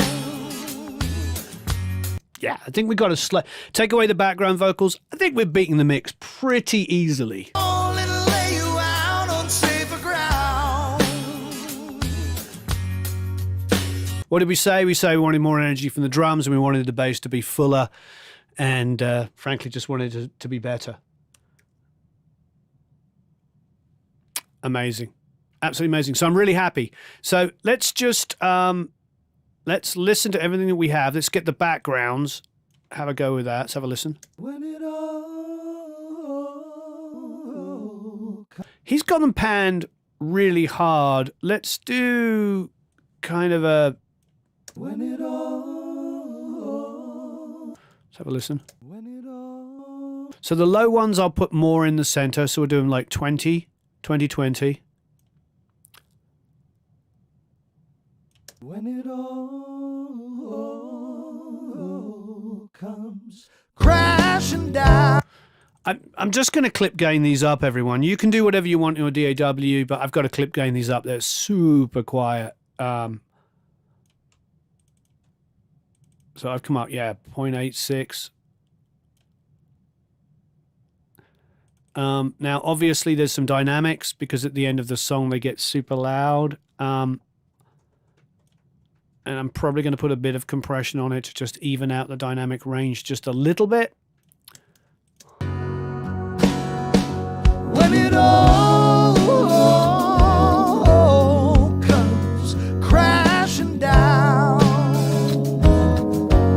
Oh yeah, I mean, there's a code, isn't there, Lee and Eric? A code. So if you want to get the amazing background course that Steve did, you can use that code. Is that correct? Steve's? Anybody help me out? Lee? When it all comes. Steve did an amazing background course at ProMix Academy. When it all comes crashing down. When it all comes pouring me. When it Woo! What the heck was that? God bless America. The wheel. Where was that coming from? when it all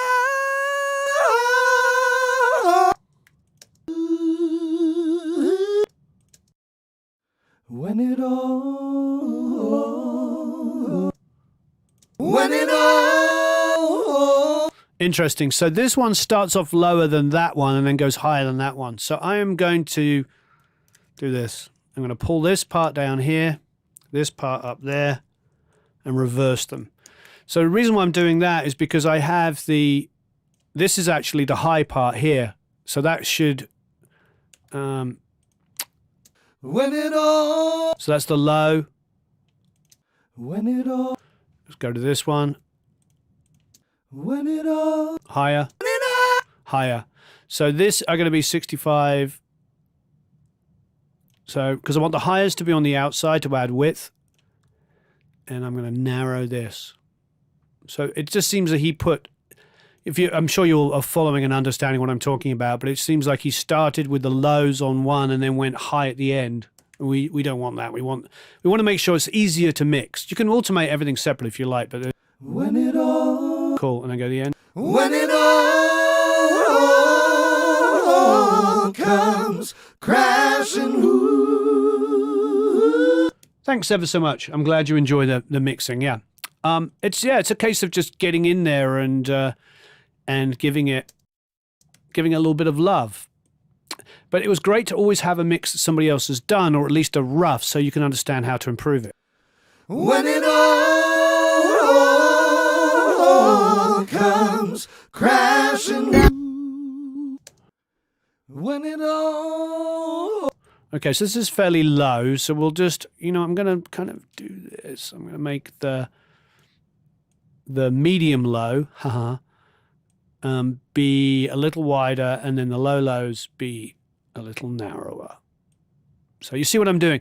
It's like anything. It's like a bass guitar, lead vocal center. Then I'm surrounding it with a little bit of the harmonies getting wider and wider and wider depending on the part.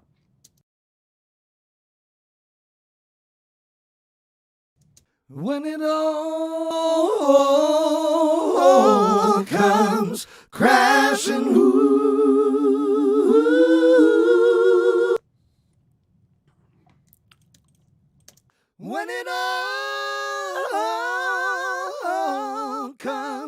crashing. When it all comes crashing. When it all comes pouring. Aren't you just balancing these things? The great thing about clip gain, I don't know what DAWs you all use, but the great thing about clip gain is you can do this quick stuff here. So I don't just rely on a compressor to solve every problem. I can do it individually like this really quick. When it all comes crashing. Yeah, Steve's an insane singer. If you haven't seen Toto live, go and see them and hear all his beautiful backgrounds and his great keyboard playing. When it all comes crashing. When it all comes crashing. There's a lot of the same part here, so I'm not going to turn these up because there's no need to. When it all comes crashing. So these are super low. These will stay in the center and they will come up dramatically.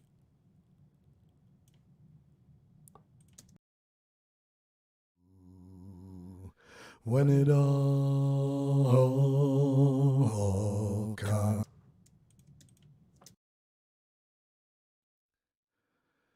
When it all. Oh, so there's 4 of those. Lots and lots of those. You're going to have fun with this, mixing this, everybody. If you haven't yet, please download the Multitracks. And if you haven't yet, go and join Produce Like a Pro Academy. We have a special deal. Look, is this separate parts?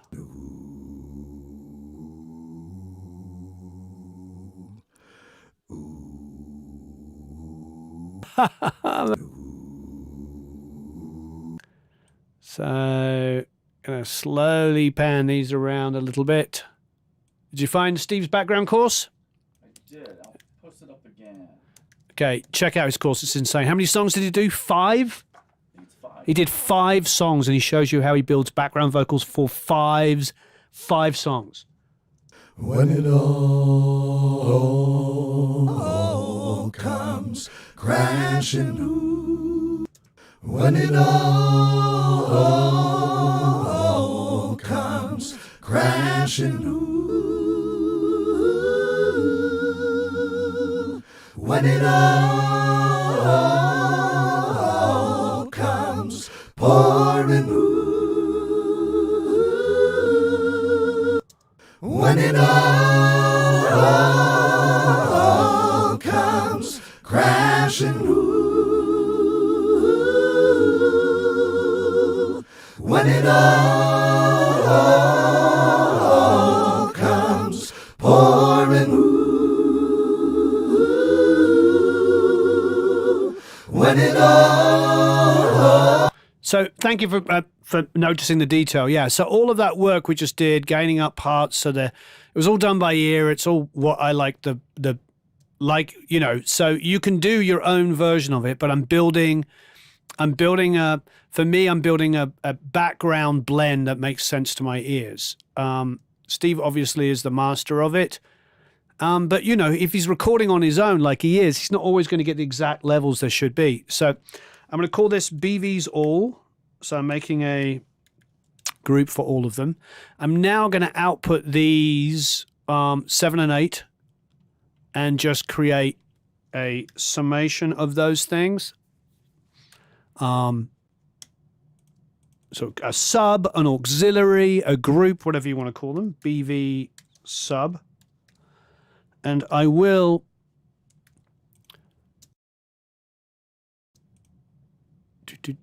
sorry if there's a little bit of noise, but we've got the AC on here. Being in California, it's really hot today. When it all. Nice. Well, we're not hitting the master bus too heavy. Great. Okay. I'm just going to grab my generic. You know what? Actually, I'm going to do I'm going to go for a Mac DSP and do something subtle. I'm going to go the analog channel first before I do anything else. Huge fan of the analog channel, as I'm sure you know. Do some tape sim. Go 7.5 IPS, so it's not going to be too hi-fi. It's on vintage already. When it all, I mean, how beautiful is that? when it all, Gorgeous! Sometimes the analog channel just works straight away. when it all comes crashing, when it all. Peter, yeah, I'm assuming. Did you figure out the discount code? Is what's going on? Is Lee not responding? When it all comes crashing, when it all comes pouring, when it all, So I just copied down the high passing on the Rhodes there. when it all comes crashing, when it all, Going to high pass the synth as well, same thing. when it all comes crashing, when it all, It says the piano going bink, bink, bink, bink, bink. It's not bright enough. It needs to cut. I love what the analog channel did. It just sounds like it's gone on tape. That was probably the best and simplest thing we'd done. Analog channel, cross a group, set it to 7.5 IPS so it wasn't too bright, and Bob's your uncle. Yeah, pretty happy. Pretty darn happy. when it all comes crashing, when it all comes pouring, when it all, Sounds like some editing needs to go in there. There's a couple of moments, but that's fine. when it all comes crashing, when it all comes pouring out, when it all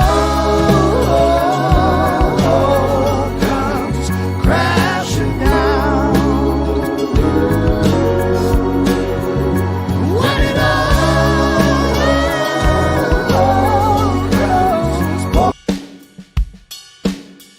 Cool. I like the sounds we got. We have almost zero reverb except for the vocal reverb. Joey says, never set up your favorite EQ and compression in Pro Tools so you can access it straight from the drop-down menu? No, because 99% of my job is doing this, is teaching and showing stuff. I don't play favorites and stuff like that. Sometimes there are things, but we're always trying out different reverbs and EQs and compressors to help people and find out what's good. So I try not to be dogmatic about my approach, which is why one of the first plugins we tried was the Eventide. Yeah. So if I was only maybe, but then how would I love trying out new stuff. Yeah. No, I totally understand for quick access, but yeah, but it's I have some favorites that we use and all this kind of stuff, and the REQs are my generic EQs that I've been using, for 20 something years now. But generally speaking, it's really important to me that we give equal time to as many different people's products as possible, especially the ones that sound great. Cause of those who stand by me when it all comes crap. But definitely for you, if you've got, you know what I mean? If you've got some favorites that you love totally. Okay, so what I'm going to do is I'm going to create a drum group. So I've got a drum group, and now I'm going to bus everything. So I'm taking 9 and 10, and we should do another competition while I'm setting this up. Okay, what are we doing? We want speakers and headphones. So this is to win a year's membership to the Academy. Does anyone know off the top of their head where I might find videos, resources reducing mic bleed in recordings, hearing other instruments in a guitar recording? There's a few like that. When it comes to reducing stuff, I really, really like that Waves plugin. Can you put a link to that? It's pretty insane, and I believe it's really super cheap. So while I'm doing this, I'm going to create a group for the toms, which I have not yet done yet. So we'll create a group for the toms.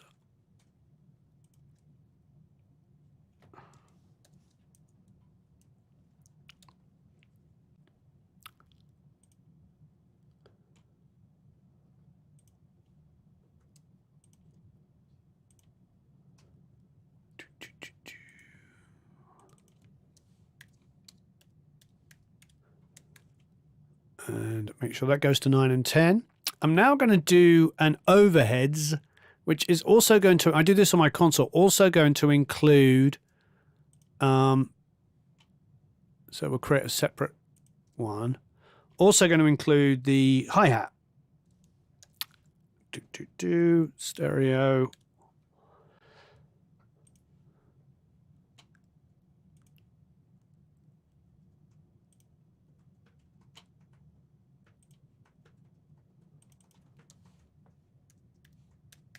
Like such.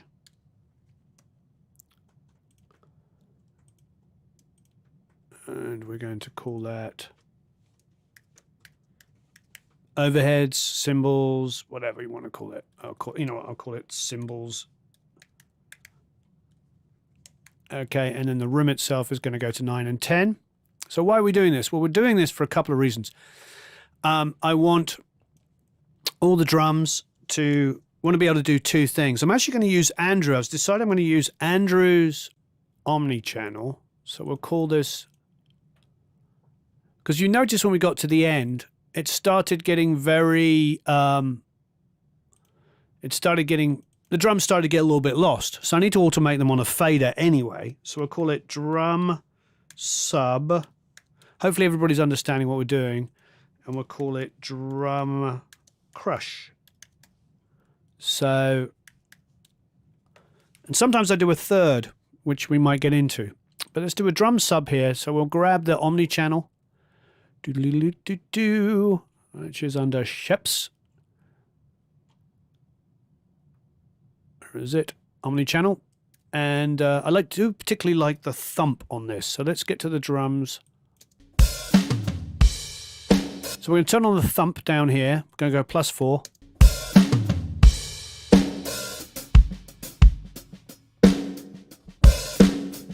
A little bit of compression.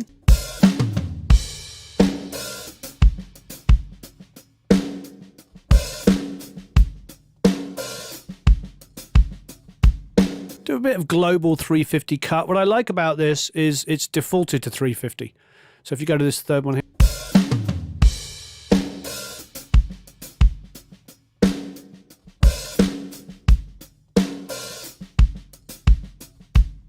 Cool, so that's done. So that's just generic drum sound. Sounds great. Love that plugin. Okay, but let's duplicate it down onto Crush. And now mute the top one and just, so we're defaulting to this, but let's have some fun with it.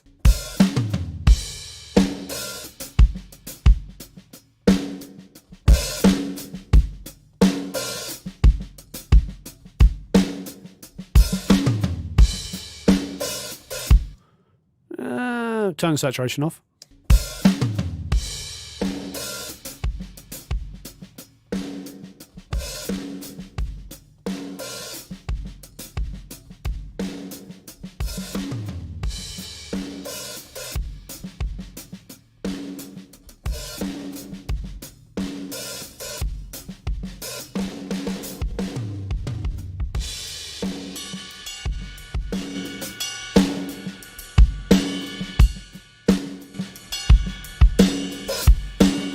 Okay. So I like what's going on. What I don't like is I've got too many cymbals in it and stuff like that. But I do like what's going on. So what am I going to do? I'm going to do this. I'm going to go to my kick, and I'm going to highlight it, and I'm also going to do. So I've got 9 and 10. Let's go 15, 16. So now it's going out 9 and 10 and 15 and 16. I'm going to go to my snare top.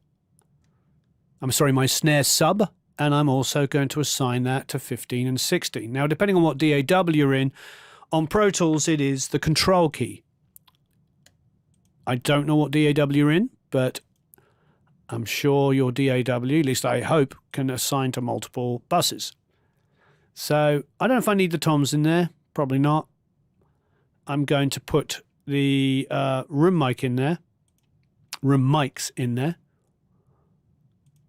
I might take them out, but I'm going to start by putting them in there. So I've got the kick in there, the room mics in there, and the snare in there, and the snare reverb. So let's go back to that drum crush that I just created and have a listen.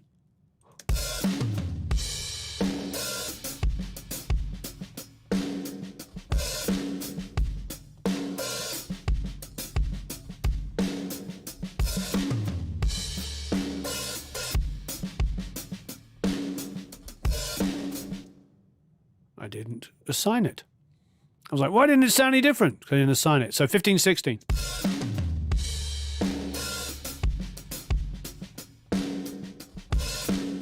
But there's a bit of the hi-hat in there already, but it's just from the snare bleed.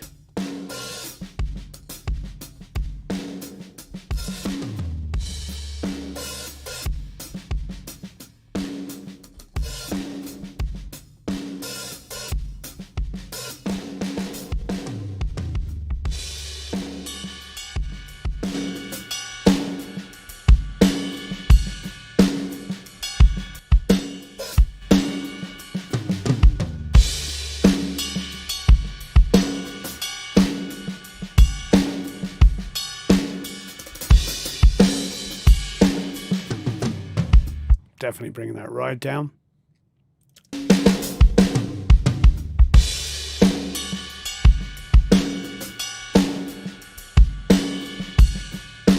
So the energy of the drums has just increased massively.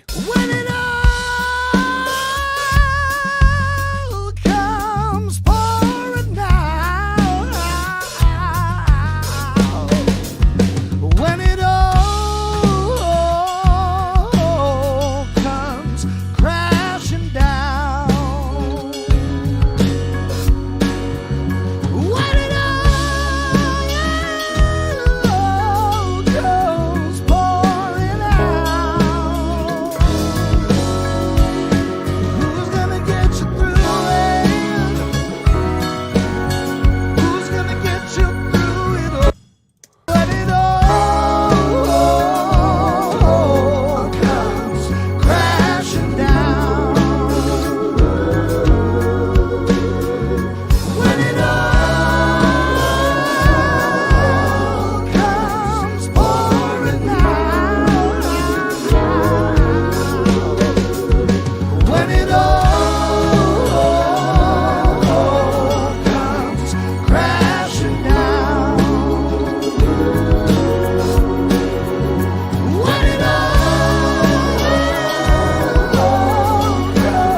Oh yeah, that's a good idea. We used to have that little coloured circle around the mouse. What happened to that? We need to get that back. We had that years ago. Good idea. when it all comes crashing down. Now, there still needs to be some rebalancing going on. We have no verb on lots of stuff, like the vocals in particular. This isn't to where we came from. All comes crashing down, when it all This is what we got now. comes crashing down. So it's just bigger and fatter and sounds more organic and more vintage, which is what he is. You know, he's this incredible artist. So I mean, there you go. I mean, that is 2 hours with lots of talking, you could probably get there without the talking in about an hour. You know what I mean? It's really, you can get there in about an hour. Yeah, you can do more crack on the snare. There's lots of more things you can do. So I'm excited to hear your mix, Canadian fishing musician. So download the Multitracks and mix it. If you're an Academy member, please post it up and we will critique the mixes. This has been a lot of fun. It's been a lot of fun. I mean, we need some verbs on the vocals, maybe a bit on the backgrounds. I love what this did. This is ridiculous. When it all comes crashing. I don't think I'm ever going to use another plugin except for this on backgrounds. When you've got layered backgrounds, the way they just kind of folded everything in on 7.5 IPS, I knew it was going to be better, but I didn't know it was going to be that much better. Yeah, it's pretty ridiculous. Yeah, really good.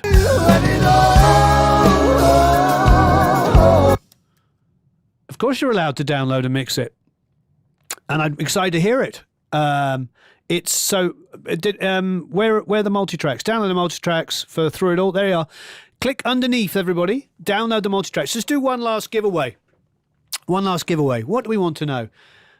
This is a big one. We'll do a lifetime membership for Produce Like a Pro Academy. So I want you to do one of two things. I need you to hit the like button. There's 384 people watching, so hit the like button. Number one, download the Multitracks down below. You can join the Produce Like a Pro Academy for $99 for the year, which is ridiculously special. But this is for a lifetime membership to Produce Like a Pro Academy. What do we want to know? We've done DAWs, we've done how you record. All right, microphone. Do you own a microphone? If you own a microphone, what is the microphone that you own? If you don't own a microphone yet, that's okay. Just say, I don't own a microphone. But if you own one, let us know what it is. Please hit the like button. Please tell us what it is. And I'm going to do some vocal effects while we're waiting. Dum dum dum dum dum dee dum dum da. Let's go to the lead vocal. God, I'm still so impressed with that analog channel. 'Cause of those who stand by, stand.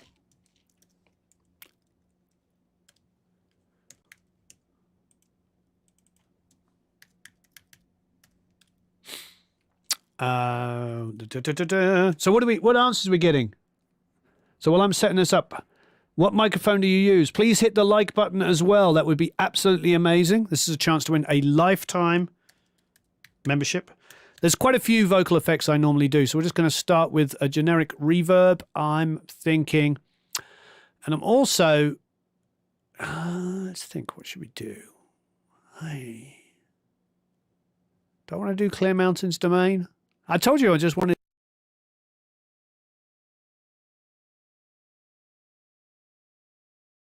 We don't have the activation for it. I thought we tried this last time and we were going to get it. Can we remember to get it? I'm just going to go D-verb. Do. 'Cause of those who stand.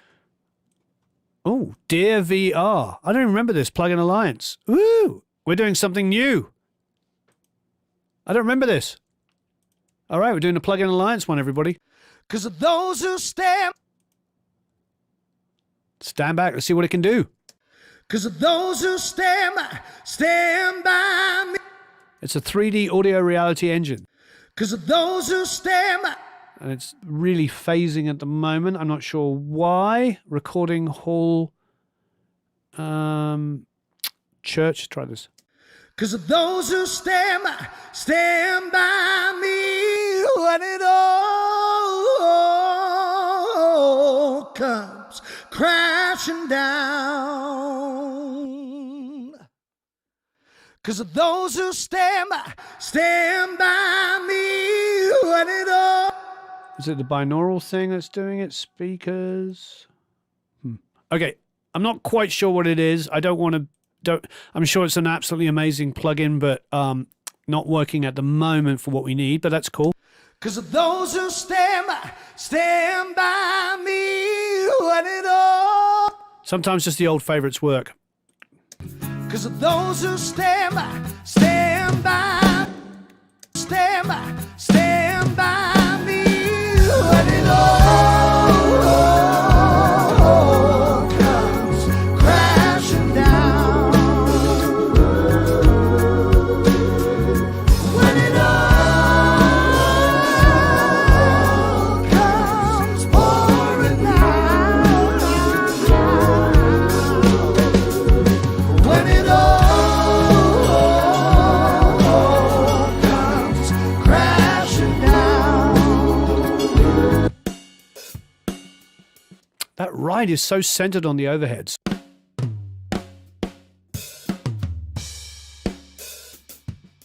It was interesting because there was an earlier question about panning overheads, about whether they should be too wide. This feels almost mono.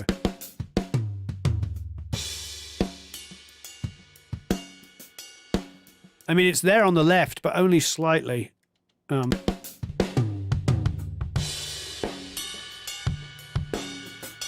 Same thing with that room mic.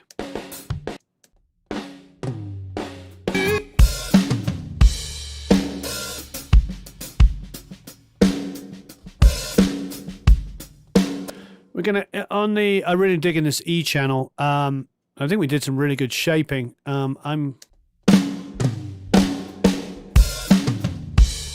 So this was been a big good find today. Eventide E channel for the kick drum worked really quickly and easily. What I liked is when I boosted the 80, it didn't pull up the boosted the 60. Sorry, it didn't pull up the 80 to 100, so left room for the bass guitar. So that's a quick, easy shaper if you want to do something great for kicks.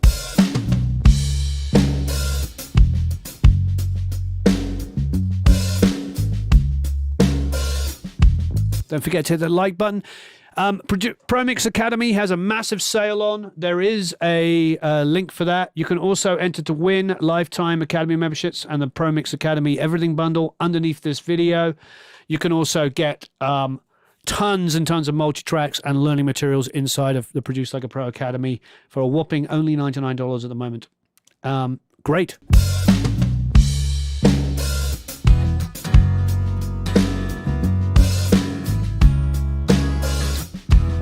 There's some editing that needs to happen.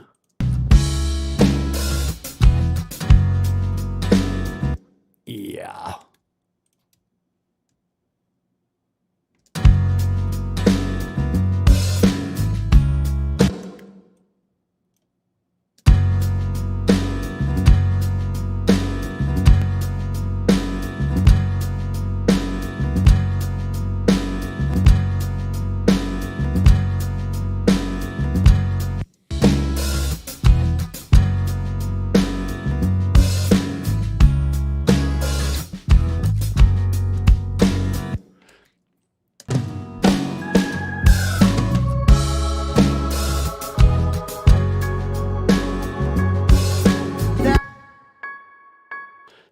There's a lot of compression on that, but I mean, sorry, a lot of reverb on that, but I almost feel like it needs to be more, believe it or not.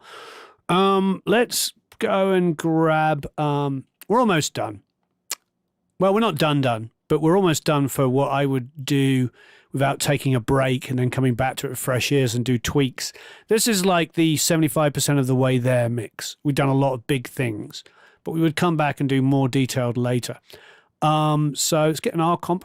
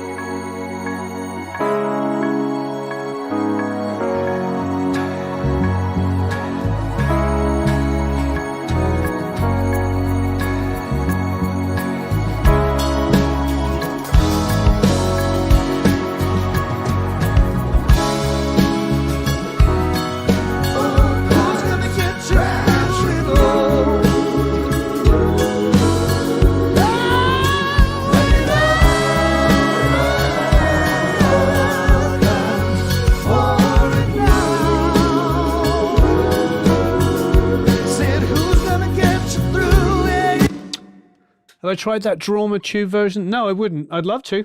I love Drama's stuff. I mean, when I first started off, like late 80s, 90s, Drama was like a go-to in every studio I'd ever been to. When it all comes crashing down. When it all comes pouring down. When it all comes crashing down.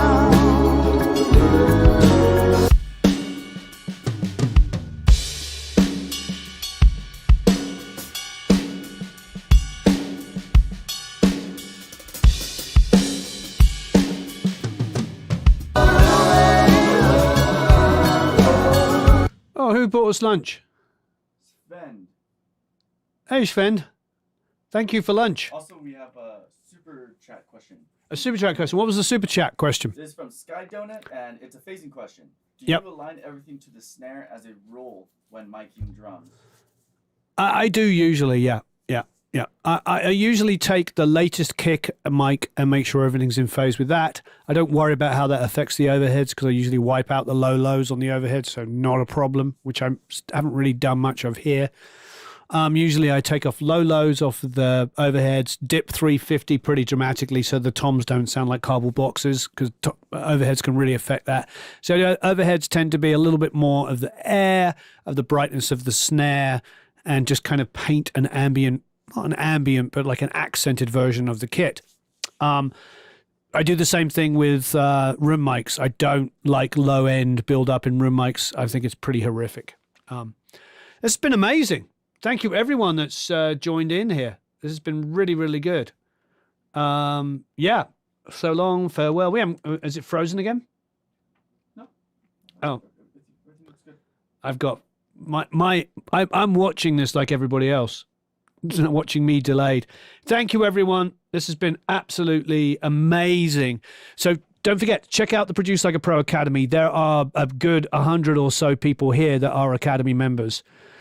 So thank you ever so much. Yeah, hit the like button on your way out. I really, really appreciate it. You've all been incredible.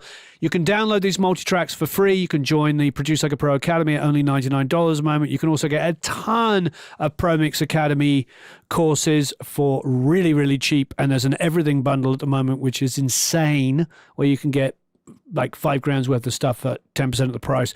So please, please, please, please check all that stuff out. Thank you ever so much for watching. Like I said, I would probably still be tweaking this mix. I'd come back tomorrow. I'm going to have a cup of tea. I'm going to order myself something to eat. And so long, farewell, auf Wiedersehen, au revoir, toutes scenes, adios, ciao, dos vidania. What else are we forgetting? I am so sorry. So long, farewell, auf Wiedersehen, au revoir, adios, sayonara, yay, sayonara. Thanks, everyone. Goodbye.